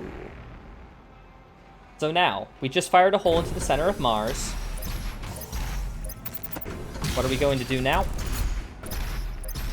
Gonna fail Ballista Boost. That's fine, it's fine. You can fail a Ballista Boost. It's okay. There'll be other Ballista Boosts in the future. We are going to fire ourselves through a cannon into the next part of the level. Because this new guy. If you saw the trailer of this game, this was the level featured, because this involved a lot. Oh, also, I don't know if you noticed, but we're literally fighting on debris that came up from the planet. So, if this game's not awesome, you're wrong. I'm sorry. But, like, see, that's what happens when you fail an animation cancel. I just had to make sure y'all knew what it looks like.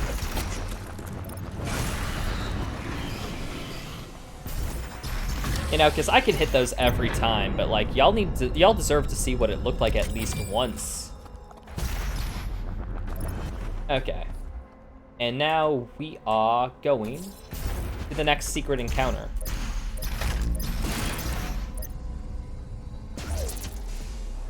So, this is a secret encounter. Now, you may see me chainsawing at the beginning of encounters and whatnot. I try to chainsaw only when I won't lose time from chainsawing from it.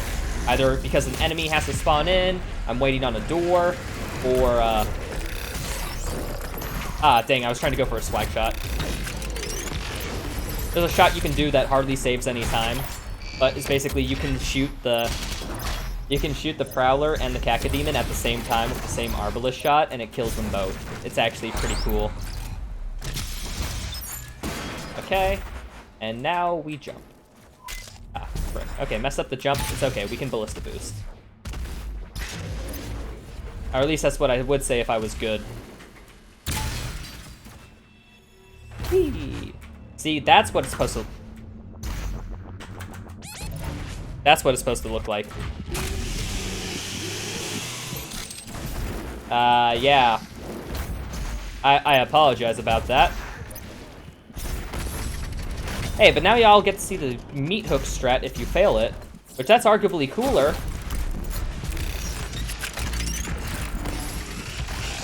Okay.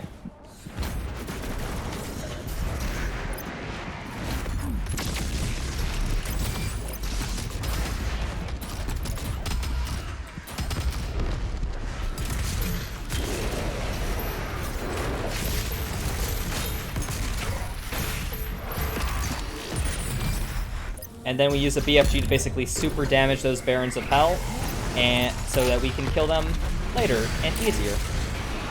Okay. Where'd that Pain Elemental go? He just vanished into infinity. Okay, yeah, that's fine. I'm fine with that. Now we meat hook all the way over here. Grab this collectible. And now while we're grabbing this collectible, we get an Arbalest shot because we have to wait for gravity to work anyway.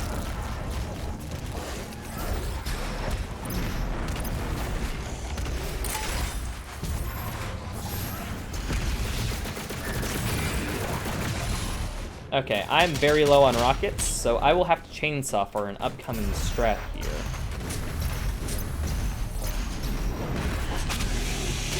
Example, I can just chainsaw that guy.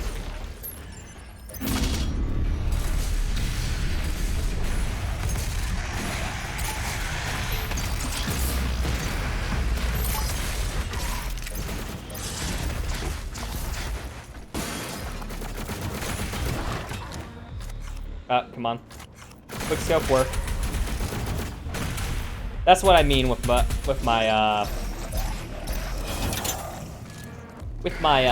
mouse being a bit buggy. It's a curse sometimes. Like sometimes like I can't like I scoop in but like my left click doesn't register. I don't know what's causing it on my mouse. So if you ever see me do that, what can I do? Alright, here comes another Marauder. Okay, I was low health, so that was to be expected.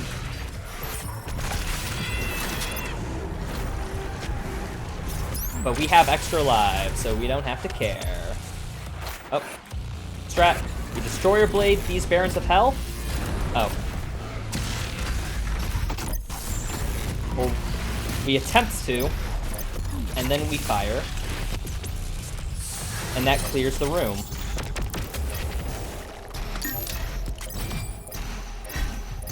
Buggy mouse and whatnot. Ah, now we got the bug where that door doesn't automatically open, but it's okay. When you get that bug, you just have to progress the level a bit, and while we're progressing the level a bit, we just grab a secret while we're doing that. Ballista Boots work with me.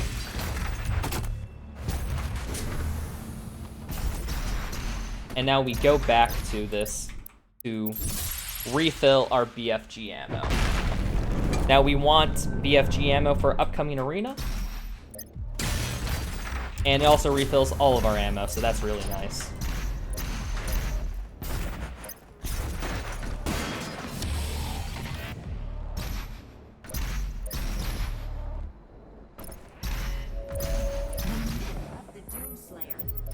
Okay.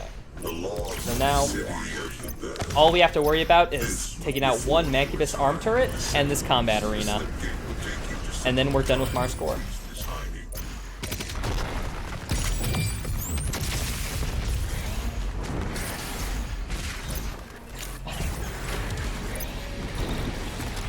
Bam. Trick shot. So now we're just taking out all the trigger enemies. Trying to get it to the last wave state.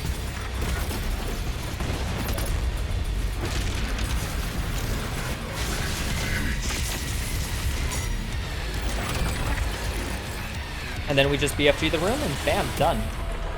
Now, there are a lot of Caco Demons here, so we're actually going to farm a bit.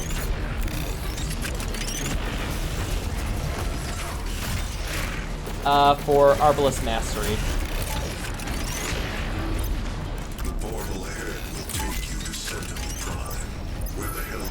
And now we're out of here.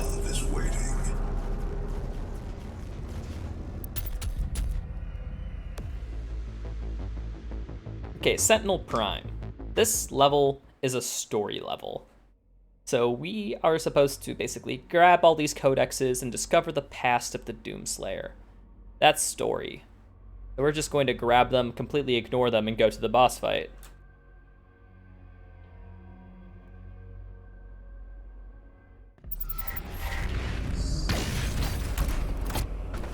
You'll see a lot of use of Ballista Boots. What? That did not pick that up. Normally your feet usually just pick that up, so I was surprised. I'm going to turn around real quick, because turning around's cool. And also it gives me a good opportunity to Ballista Boost.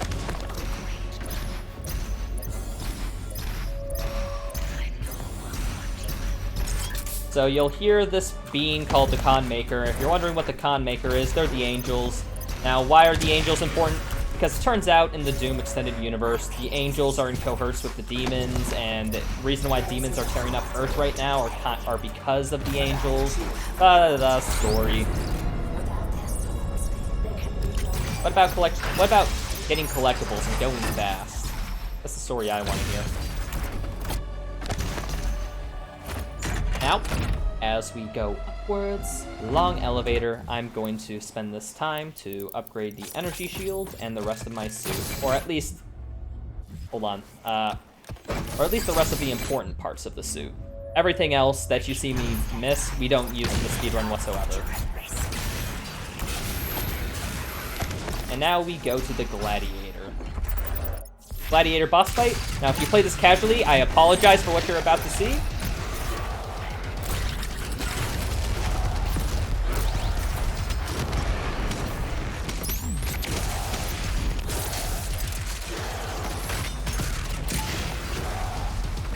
And that's first phase. I was very close to getting a 1 cycle, but I think a few rockets missed.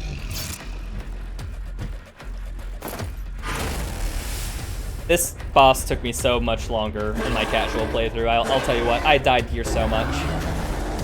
But in the speed run is basically just abusing the fact that we don't have to glory kill him, so we can just step behind a shield, and then when he's getting out of his stagger animation, we fire rockets at him.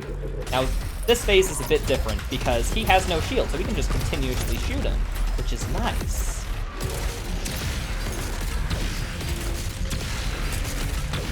So we just keep alpha rotationing on top of him.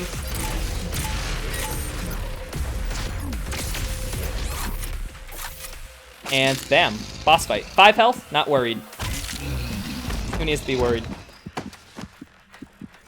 Basically, the strategy there is that we immediately rocket him down to low health where he starts spawning enemies. He'll stand still, then we alpha rotation him. If he puts up his like mace shield, you know, where he spins like in a circle, we just BFG so that he still takes damage. But he hardly put up his shield there. That is like perfect RNG.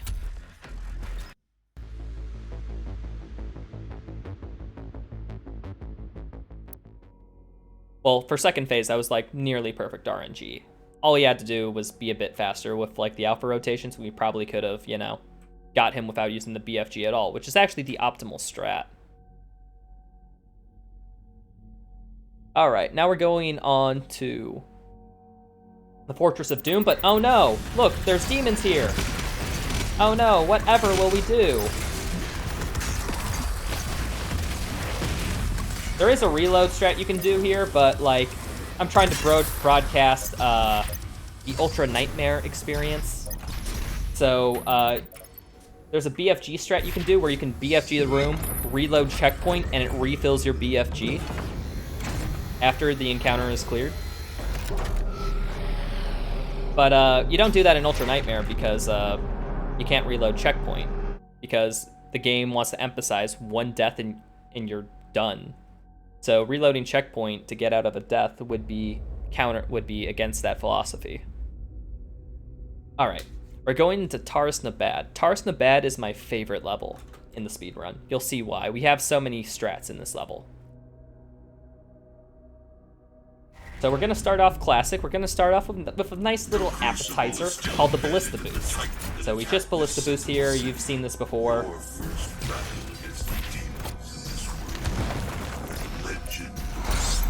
And now we are going to start getting into the combat. So, do this. And that encounter is made easy with a good use of chainsaw and rockets. And now we're going to deal with another Marauder. Now this Marauder is going to be tough. That was tough.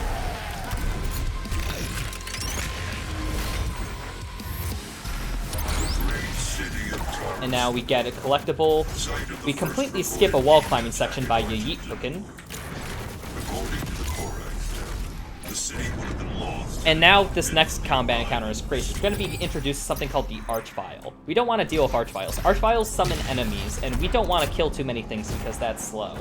So what we're going to do is we're going to BFG the room. But that's not enough. We need to combine the BFG with the secret encounter.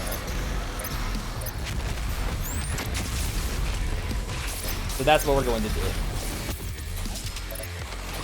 Ah, frick, you?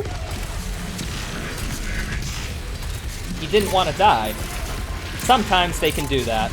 They're tankier than imagined. Die, please. All that rage, you couldn't save this world from itself. For some reason, the Archvile doesn't like to die all the time whenever you BFG. So, like, sometimes when that happens, you just have to roll with the punches. Luckily, it killed everything else, so just dealing with an Archvile and a Doom Hunter isn't too bad.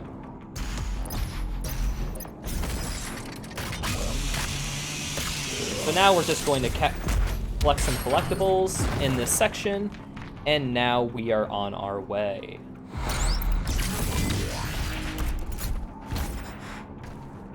So this is our first mastery token. We don't need the mastery token yet.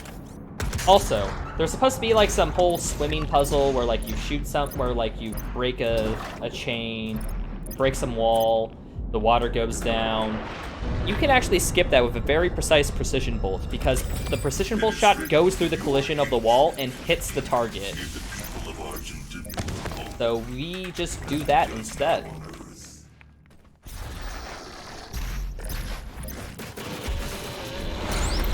And completely ignoring these enemies because they're not part of a counted combat encounter, so we can just skip them.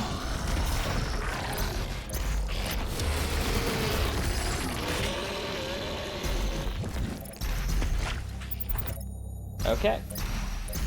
Now we have to start getting glory kills on pain elementals. Why? Because that is a challenge for this map, for this level. So I get that one, and now I go over here, and I'm going to just BFG the room, just to clear it.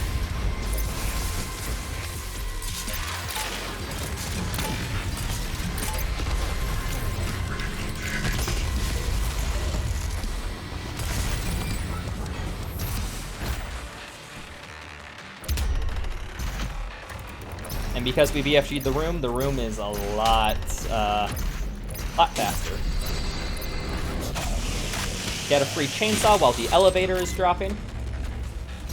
And now we're going to do that whole precision bolt, hitting the target so that we don't have to do a swimming puzzle again. It's a somewhat precise spot, so you just gotta make sure you take a second and use it. Now, we got a Slayer Gatekeep, but we're not doing the Slayer Gate yet. We're going to fast travel back for it.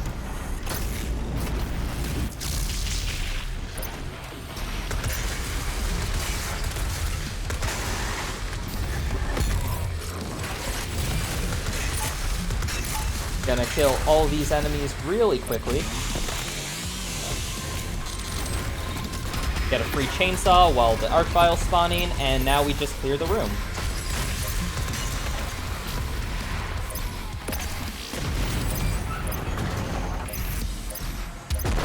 Okay, now I'm a bit low on rockets, so I will have to chainsaw again for this next one, where we have a Marauder secret encounter. So now you'll get to see the Marauder for more than a second, but I promise it'll be a short second. So, because I've been doing that trick so much, I guess I should actually explain it. So what happens is that the Marauder does not want to be frozen by an ice bomb.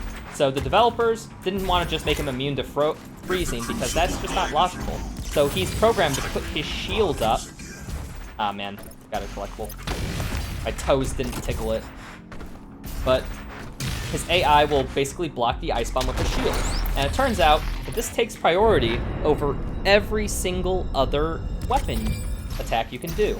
So we make him point his shield at the ice bomb, and then we just fire it away right at him. And he's dead. So that we don't have to play this whole back and forth tango nonsense. Okay, here's a precise BFG strat, at least a little bit. There's another Marauder. Ah, dang. The BFG strat didn't work. That happens sometimes. So that's about as casual as we deal with a Marauder. Normally what's supposed to happen with that strat is you kill the Cyber Mancubus in order to free up a line of sight for the BFG. Now, after you free up that line of sight with the BFG, oh, by the way, I'm skipping half the level here, it doesn't matter. But once you free up the slot with the BFG, you look down, and the reason why you look down is to increase your frame rate. Because the BFG damage, turns out, like those little tendrils that shoot out from it, is BFG dependent. It is, frame dependent. So that means the more frames that the enemy is interlocked with the BFG, the more damage it takes. So we look down, and basically so that nothing's on our screen, so that we get higher frame rate, thus dealing more damage to like things like the Marauder. but the Marauder must have just spawned in late or something and didn't take that damage. So, you may have noticed, we just skipped 2 combat arenas with that skip. Why did we do that? Okay, well, we skipped those 2 combat arenas because, believe it or not, both those are not counted encounters, so we can get 100% by skipping them. However, there are some collectibles there that we will have to go back to via fast travel. That's why we fast travel back to the Slayer Gate, because with that skip combined, we can basically cut out a bunch of time by just fast traveling everywhere.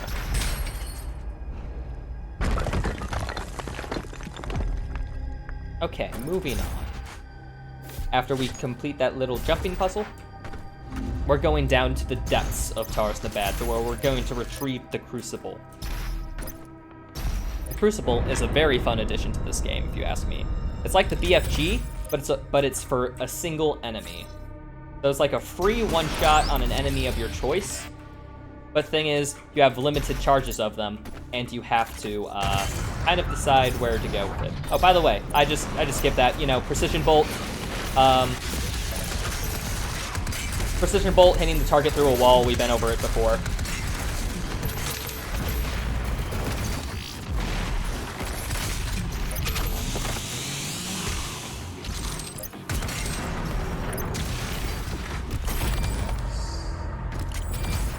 And yeah, that's combat arena is very short. And now we have the Crucible.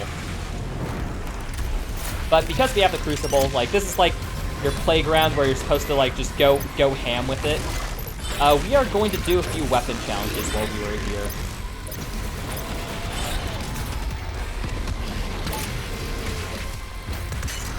Okay, I was from the left side. Let's go from the right side this time.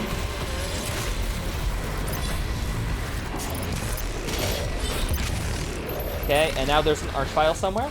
Aha! Die, Archvile. And there we go. And now we fast travel back to Skyline, which is the combat arenas we skipped. And now we go get these collectibles. Whee! And this saves time because you just don't have to fight enemies. And also, you don't have to traverse this way casually. Now we refill our ammo here because we want a bunch of BFG for the final Slayer Gate. They put in a lot of enemies because it's the final Slayer Gate. It's supposed to be like your final big test before you prove, you know, that you can go on and you can have the power of Ultimate of the Unmaker. So, yeah, BFG's nice.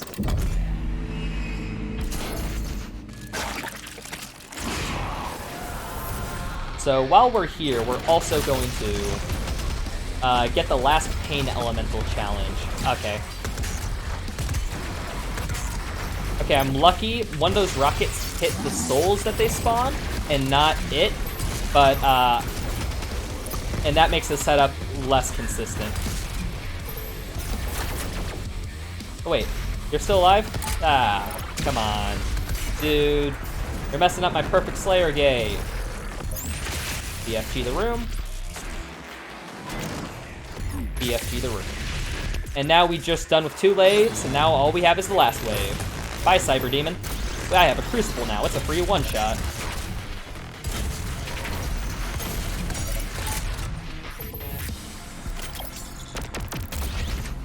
And that's that combat encounter. And then that should be everything. And now we can get out of here.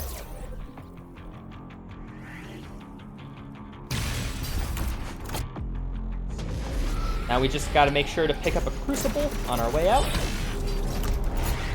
And bam. That is Taurus Nabab. Now we just have to finish collecting up every collectible in the Fortress of Doom.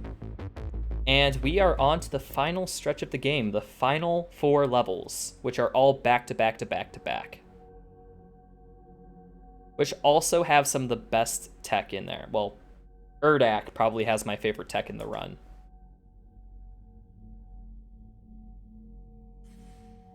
But yeah, like, in a marathon setting, we would just donations, banter, whatever.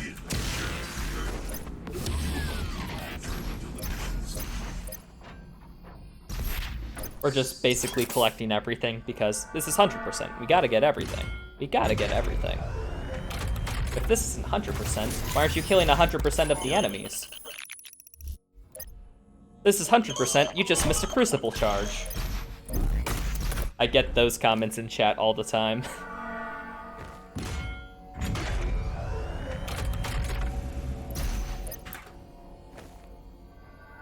But yeah, this is just boring stuff of, you know, putting batteries in animations, which these animations are completely vital. We don't need a skip cutscene button for them. We need them. We need to feel like we earn these. It can't just be you press E and then a battery goes in there, you know, completely animation free. It just can't happen like that.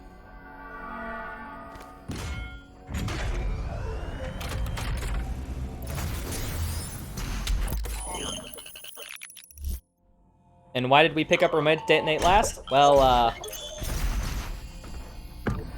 Remote Detonate's actually a pretty bad in comparison to Lock-On. Because Remote Detonate is so effective at taking down heavy demons. So we just keep doing that all of the frickin' time. And this thing, just watch Samuel describe this. Pure maker technique, inspired by Sentinel weapons, refined by their divine. Its destructive potential is staggering. Its destructive potential is staggering. We use it once. We use it once. So yeah. Probably in like an all combat encounter in an ace category, they probably wouldn't even pick up the Unmaker just because it probably wouldn't be worth the time it is to pick it up. But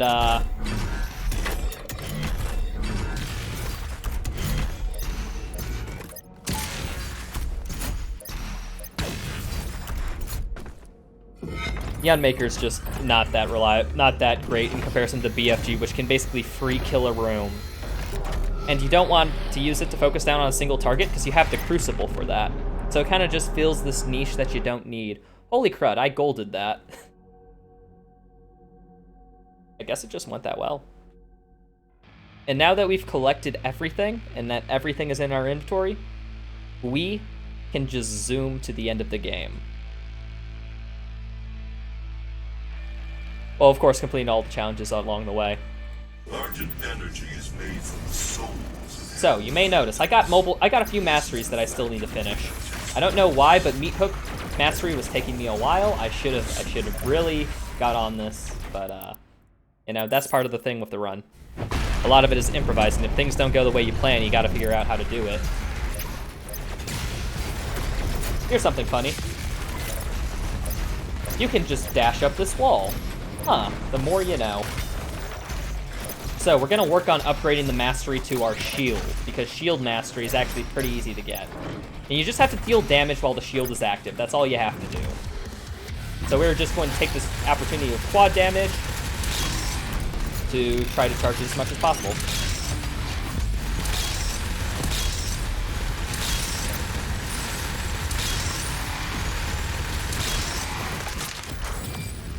So yeah, we just basically did a bunch of damage while the shield was active. That will be nearly all that we need. We just need to focus down a Tyrant later in the run, and we will have shield mastery from that.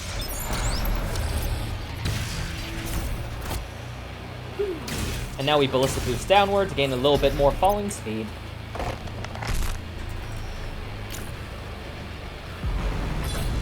So, what are the challenges for this level?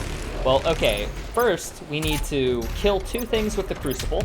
That's easy. We kill actually 3 things with the Crucible in this route. The Khan Maker needs Earth and its souls. And Her world is we dying. need to allows her people to replenish their resources and do a specific glory kill on a Doom Hunter. That's what we gotta make sure to do while we're doing this. The other ones we get just by collecting things. And now this is just a long auto-scroller. The sightless judge. We just gotta wait till we get to Kali boss, which is kind of like a mini-boss. I say a mini-boss. Discarded to the You'll see why in a second. But basically, he's this big brain, you know? Like, he watched a lot of Rick and Morty. That's why he was sent to hell. I mean, that's why his brain is so big.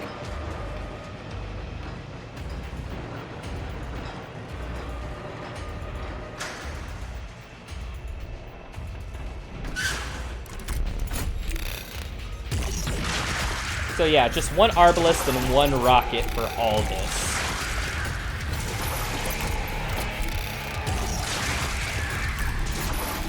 For each eye.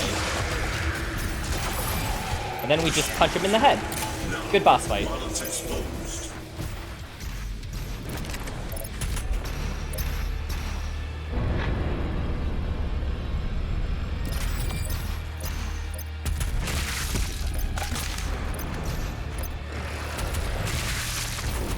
Now, oh yeah, we also have tricks and traps that we gotta capture, which basically just kill things with traps.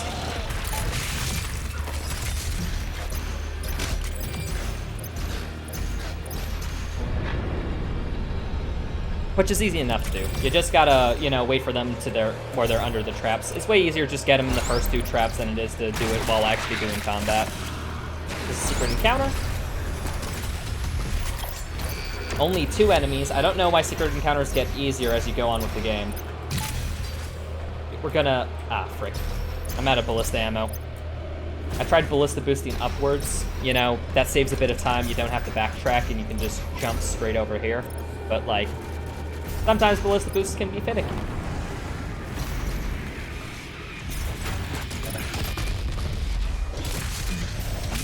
Do this while the next wave is spawning in. Oh, there you are. Free Arbalist, and then we BFG. And now there's going to be an Archvile spawning in, and we want to just Crucible him, because we don't want him to spawn anything in, and we just want to deal with him quickly. Oh, there you are. These mobs can sometimes be annoying and don't want to come to you. Oh, there's a bug that happens sometimes where if the enemies spawn in, they don't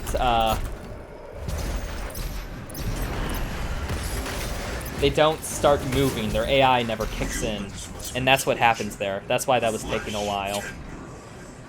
Ballista boost up, and now you know the drill. We enter a room, we BFG, we leave. But first, we got to take care of this buff totem. Because this room only has 1 wave of enemies, so a single BFG can clear it. Normally a BFG can only clear like 1 wave. And now, did you miss Marauders? Because we're going to deal with one again.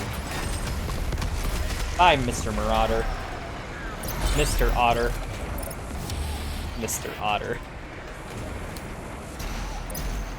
I should not be laughing so much at that, especially since I made it.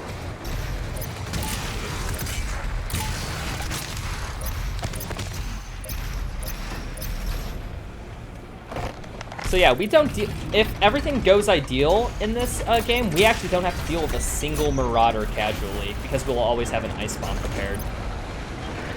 Just for that strat.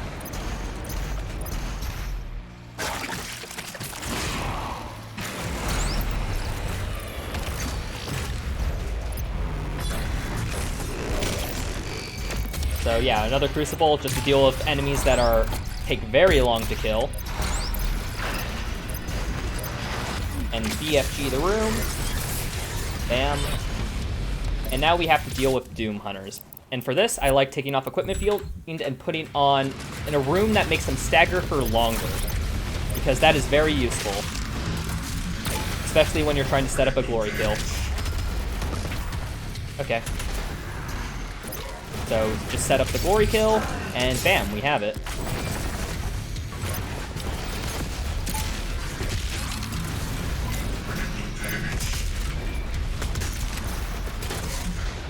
Okay. Now, why did I glory kill him? Glory kills are slow. I glory killed to set up for a blood punch, because I need a blood punch for the next level. Because there's a challenge that we need to complete. about killing a bunch of enemies with Blood Punch. Will it be transferred to the soul extraction chambers? That's everything? Seriously, I forgot something. I can't believe I did. I normally don't do this. Huh. No wonder why it was going too good. It was going too good. What'd I forget? Oh, I forgot to pick up... I forgot to get this. Ah. You're not a 100% runner until you forget a few things. And apparently, I am such a 100% runner that I forget a lot of things. And now we get out of here.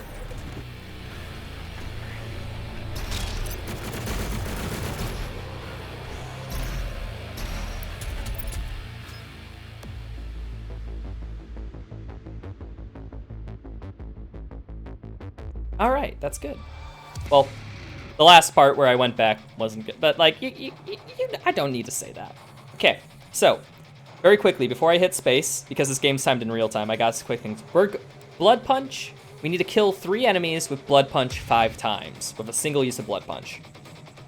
So we have a strat here to try to get them all right away. That's what I'm going to be trying to do. So watch carefully.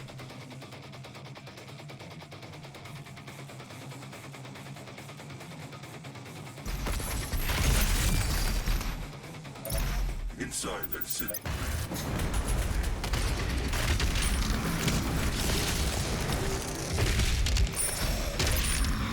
Ah, okay, that didn't happen. They got 2 close grouped together at the end, so I only got 3.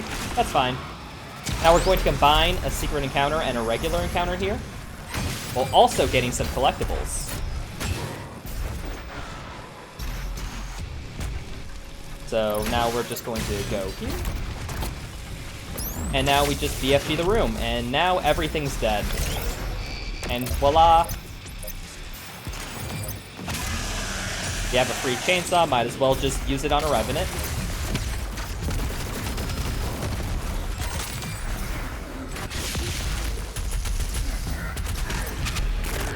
I can do this. Get the Blood Punch room.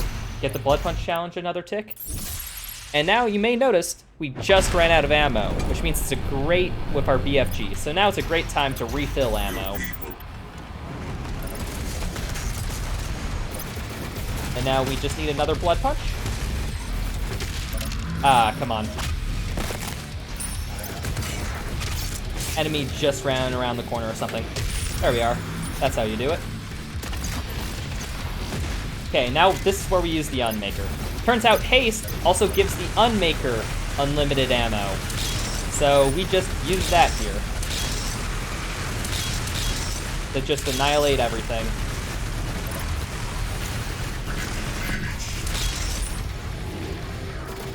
And bam. Now we just have to clear up the mobs.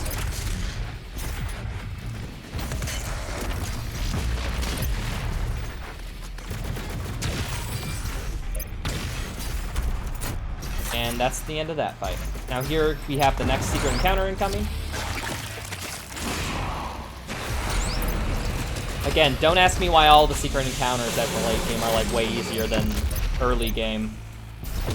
Like, they put 2 enemies in front of you in these secret encounters, when early game they have like 4 or 5. Alright, now here we have to set up a glory kill on an Archvile for a level challenge. Now we do this is by 2 lock-ons, and then a precision bolt to the body.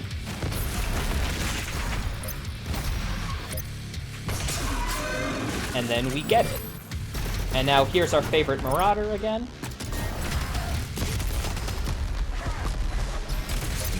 Oh, you jerk. He somehow blocked it. I don't know what happens there. I'm gonna have to rewatch that. Now we have to fight him casually. Oh, and he won't stagger. Why aren't you staggering? Normally he's supposed to stagger whenever his eyes light up green. Like, that's supposed to be your window to shoot. But he doesn't like staggering every time you shoot him while that's happening. Why a lot of people don't like the Marauder in the speedrunning community, even when playing through him casually. It's because he's just too random. He's not consistent whatsoever. He has a lot of bugs. Okay, Ballista Boost.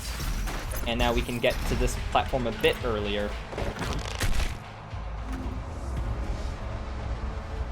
The demons are as a portion of the resources that come from the human soul.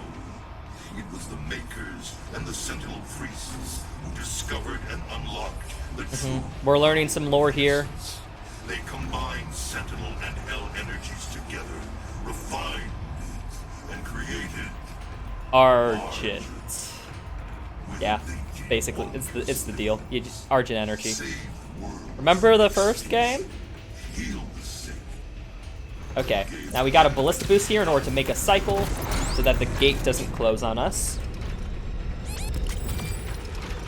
Can't make this cycle though. That cycle is just too fast for us.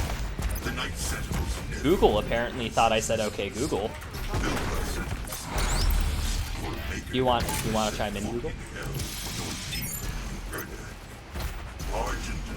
Okay. Now here is another optional combat encounter.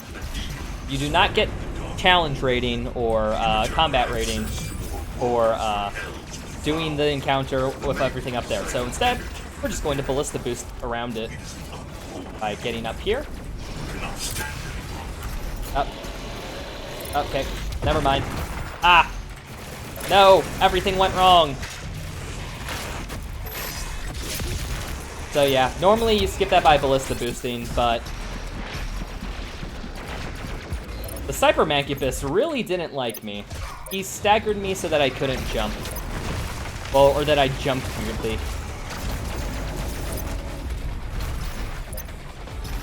And now, you remember how the Kali boss thing was so cool? Well, we're gonna do it again, because it was so cool.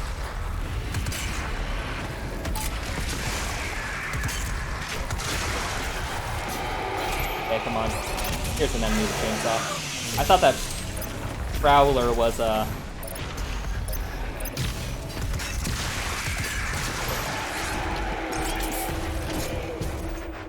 but he wasn't. Now I do need a bit of ammo here. So I do need to get some chainsaw. Normally it recharges by now. For an upcoming glory kill strat. Oh, by the way, that Death Knight sucks. So here is actually a strat I found. This is a glory kill setup that I found, and I'm very proud of it, so I'm going to brag about it. So we are going to use a very precise bit of weapon mods to basically put this tyrant in stagger. Cyber Demon, whatever you call it. Oh. Fudge. Sometimes the tyrant doesn't want to stagger regardless of what you can do. It just happens like that. There's not much you can do in that scenario. You just have to try again. If it's Ultra Nightmare, you're doubly kind of effed over because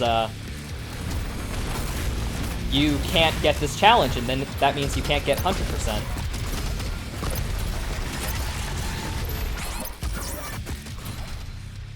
See, like, I did exactly the same thing, but he took less damage.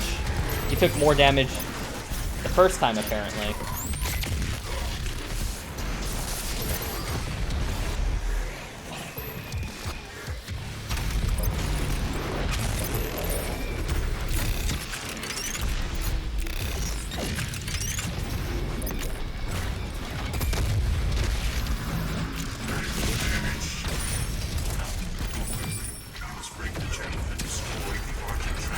And now we just break the chains, and we get out of here.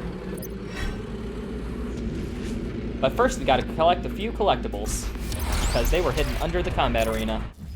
And that's everything. Let's get out of here. Now I'm gonna do a cutscene skip by basically, if I get into the level entry trigger before the cutscene starts, I just go to the next level. Funny little thing. Alright, now we have Erdak. Erdak is frickin' crazy. It introduces like some rings that shoot you out with a lot of momentum, and we use that all the frickin' time here. I think it's just better to watch for yourself. Because, like, this is just Ballista Boosts and,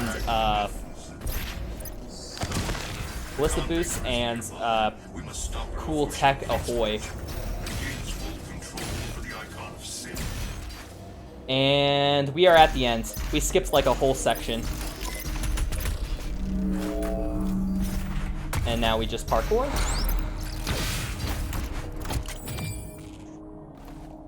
And we parkour to the first combat arena, where the Icon of Sin is awakened. What's the Icon of Sin? Listen, there's two things I know for certain in this world, and that's that I'm speaking right now, and that the longer the Icon of Sin is on Earth, the stronger he will become. You'll understand why I know that so well in a bit. Would you please? I'm trying to wait for the next spawn. These things, Maker Drones, they're very cool. If you headshot them, they give you a bunch of health and armor. We use that a lot.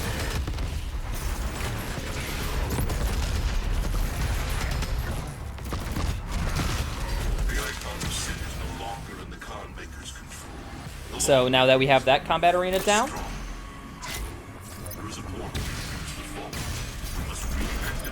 we get out of here. You grab a Crucible first, though. Ah. I tried going for a little trick that saves a bit of time, but sometimes it doesn't work.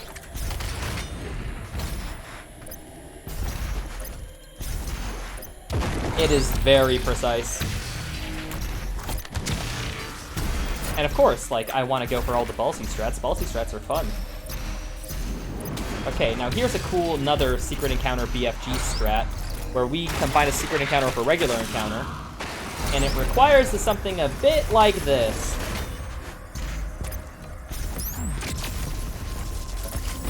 And while we're climbing, we just fire a BFG back at the arena, and we continue on our merry way. I love that strat to death. That strat is so fun. So now we just destroy a few enemies, destroy the buff totems.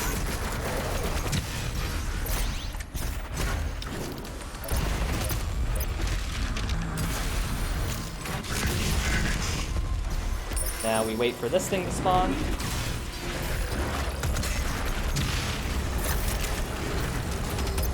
And now we are done with this arena after we killed all the essential enemies. And now we just get out of here. Okay, now, I'm going to skip a Baron of Hell here. Now, why am I skipping this fight? Don't I need combat? Ah, frick. A Prowler was blocking me. Stupid Prowler. I couldn't get through the door. So why are we skipping this combat encounter? Because we can come back and get combat points later.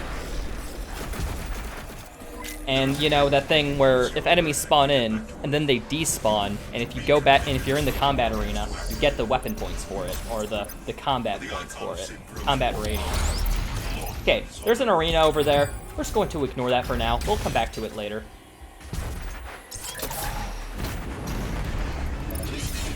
Make sure to pick up this BFG. And now we skip this combat arena too. Don't worry, we'll be back later. I hope you're noticing a trend.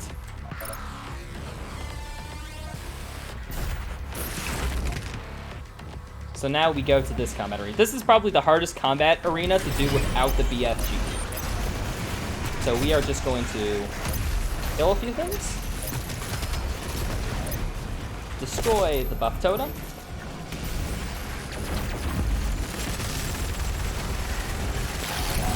And now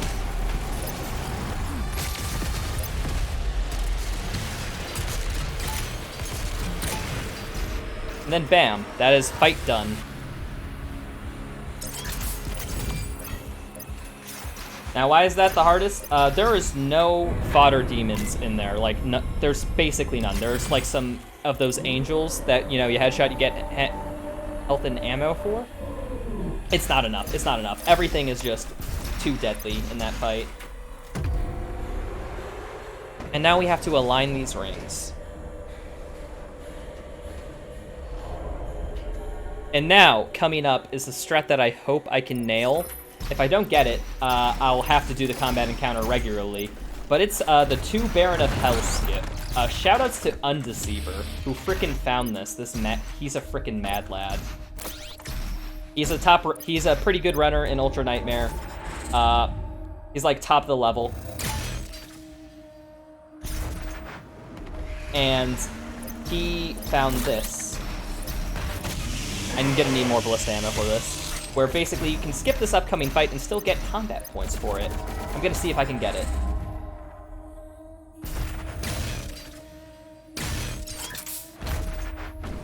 Nope. Okay, I'll go for the backup. For fun.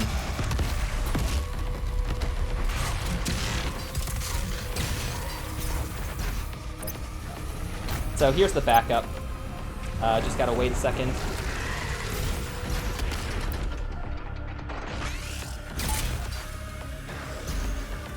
And there we go. That's the backup. So I just yeet hook it back, and now we have to walk back and forth for a bit. Now the demons who pass through the void as never before. And this one is damnation. It was arrogant. Up, come on, door. Open, please. Her humors a shattered paradise. Oh, they're not despawning. Did I not walk out far enough? Maybe I have to walk out a bit farther. This is a relatively new strat that I really just wanted to show off. And there we go. Everything is despawned in that arena. We don't have to fight just by walking back and forth a few times. Well, provided, and also that yeet hook off the Caco Demon.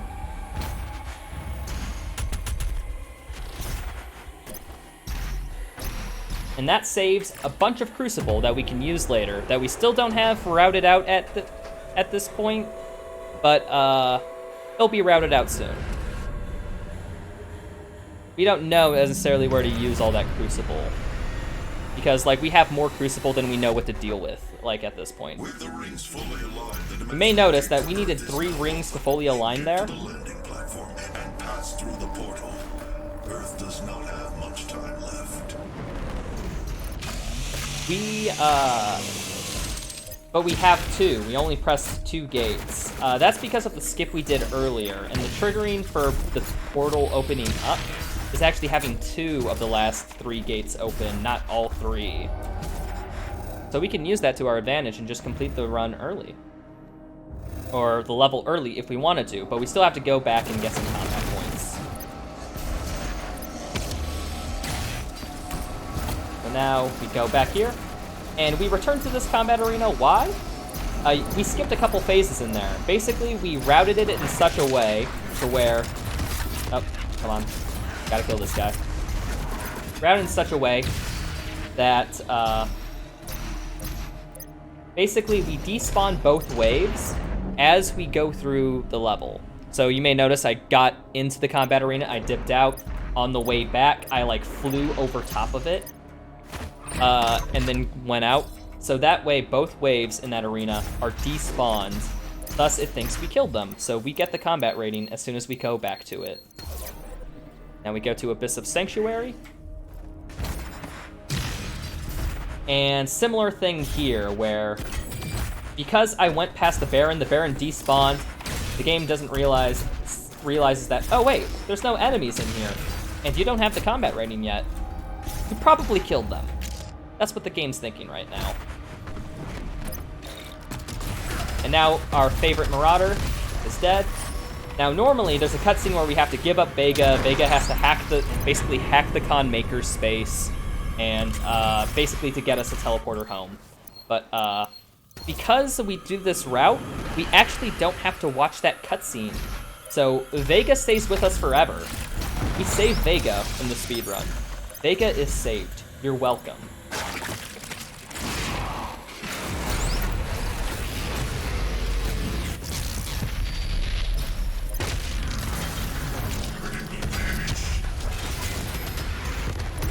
So, if you were upset with the story, I was too, but like, now Vega is alive and proud, and we can just continue on. And now for the hardest boss fight in the game.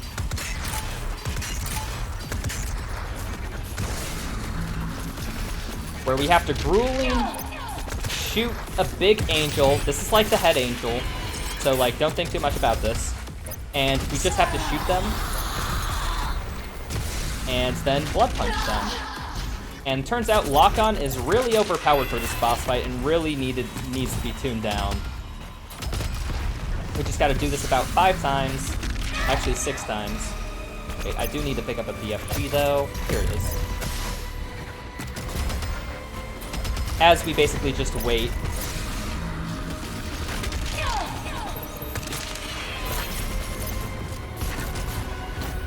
For her to become vulnerable, and then we, yeah, just keep doing this.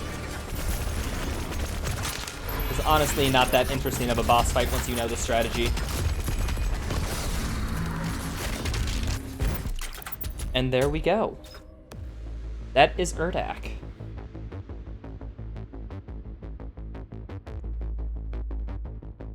Now we're on to Final Sin, the last level. Final Sin is chaotic. It's supposed to be like the last hurrah. You're pushing to the final boss, and they throw a bunch of difficult combat encounters at you. We are gonna do much the same thing. However, we're going to skip a few, just a few things, just a few things. Like, don't worry about it. Like, just a few things get skipped. That's just how it works.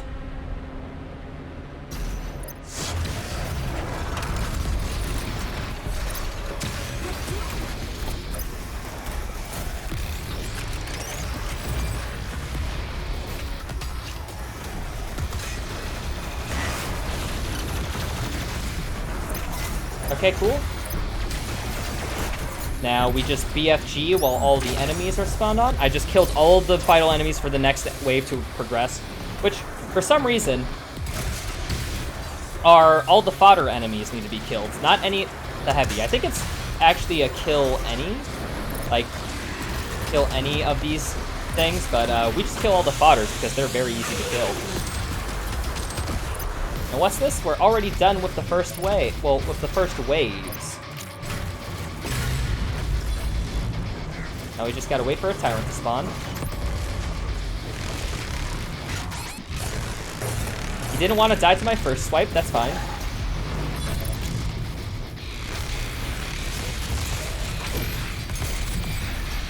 And we actually don't need that Crucible,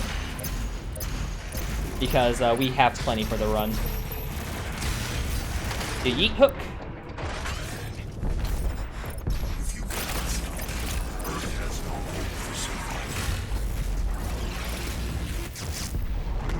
We need a Destroyer Blade somewhere.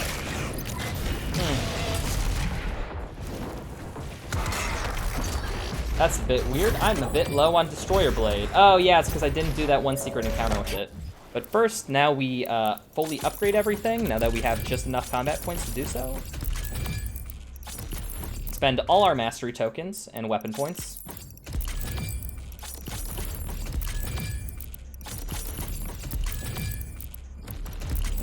Okay, and then mobile turret. Then suits, and then upgrade all this crap. And there we go. I have to find a place to use a Destroyer Blade one more than I need to. That's gonna be difficult.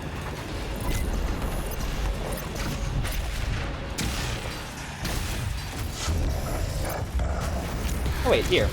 This is nice. There we are. Wait, I'm also down a BFG. Did I forget to pick up a BFG somewhere? I must have. Oh well, that's fine.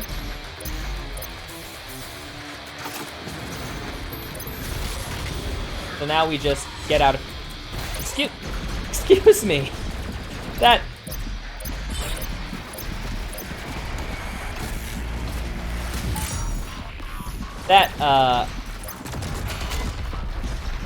What's it? Carcass did not want to see me go. He was just holding me there. That happens sometimes. Want to say something, Carcass? Oh wait, hold on. I need to chainsaw something. It's not all the vital things dead.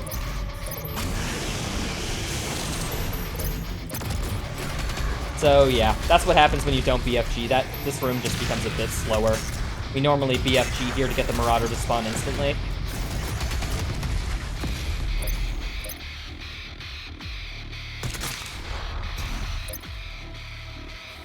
Red gate's not closing. Is an enemy still alive? Okay, that's weird. Usually, it doesn't require the fodder demons to be dead for that, but I guess hey. Alright, here's a cool strat. This is actually a combat skip found by the man Undeceiver himself, who found the Erdak skip earlier. Well, I think Erdak, well, it was definitely Undeceiver definitely had a helping hand in this. He knows the strat as we currently know it. Okay, killed you. That will spawn in the buff totem. Okay, come on. And now we go here. We equip our shield turret.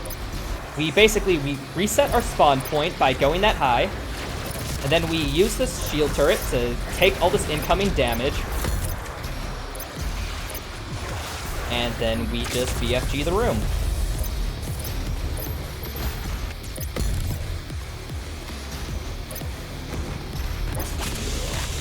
And sometimes that last Pain Elemental doesn't get killed by it. That's fine. You just have to deal with it.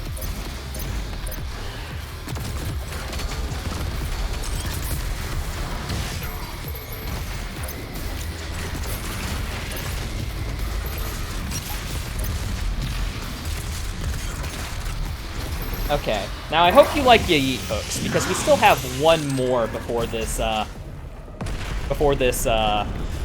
game is over. This is zipping straight to the final sin, so I hope you like it.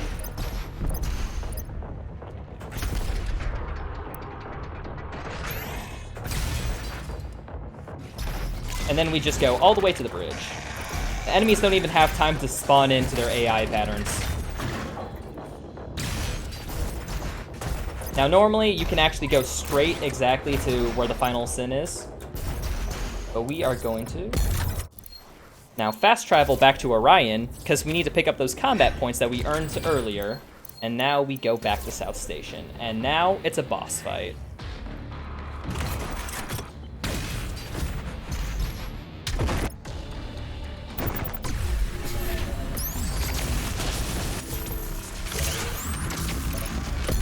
And now we just quickly fire off BFGs to instantly destroy some armor plates, and then while he's staggered, reeling over the fact that he just lost some armor plates, we are going to destroy some more, because we are not going to let this person breathe.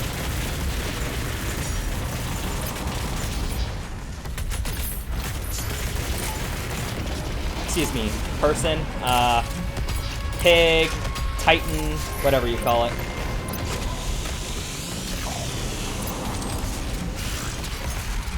No!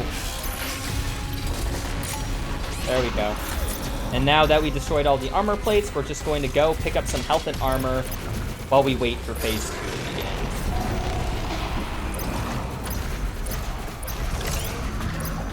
Oh.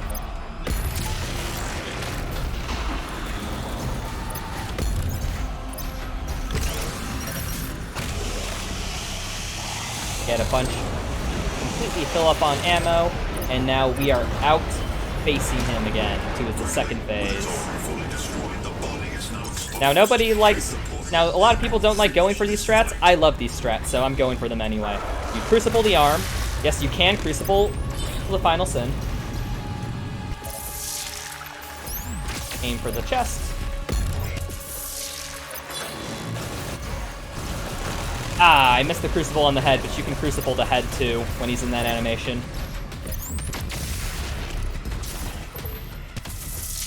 Okay. Oh, I missed grabbing it. I thought I grabbed that. Ah, well. Now you go for the arm again. And get the last BFG here. He went into his other phase. I'll just aim for the head here. And now we just have to destroy the final limbs. Excuse me, sir. Could you please? I'm trying to kill something.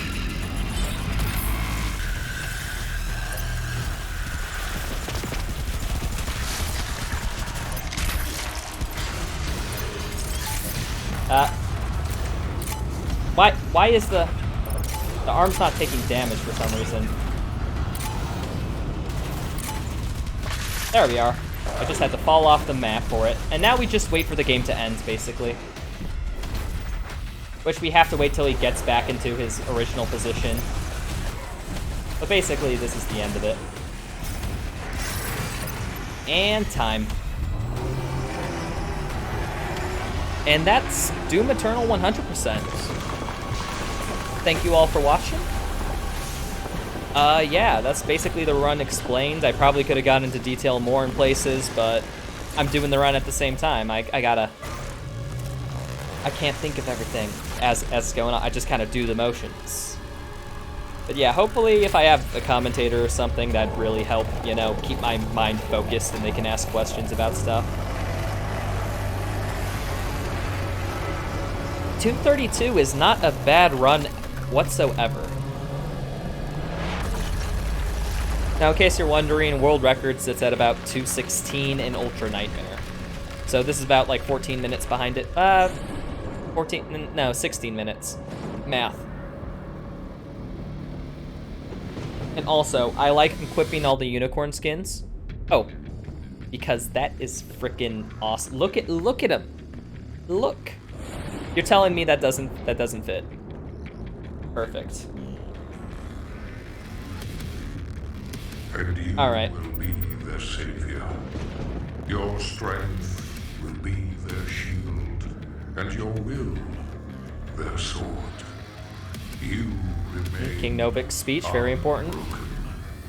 For your fight is eternal. They said the name of the game, people. We can end it there. We can end it there. Also, you can't skip this cutscene for some reason. It bugs out sometimes. You should be able to skip it, but you can't. There.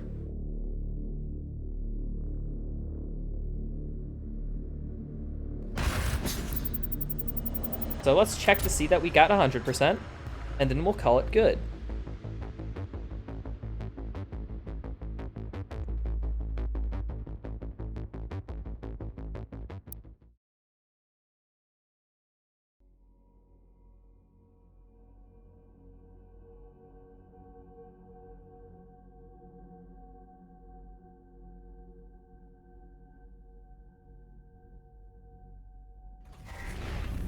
All right, let's check everything.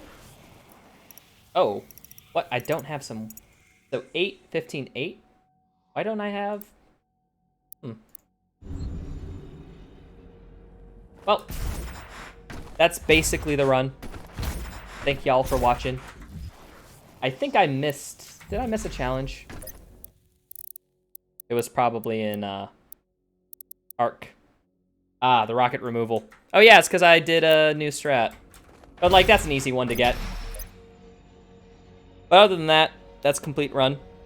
Thank y'all for stopping by. Yeah. Have a good rest of your day. Catch y'all on the flip side.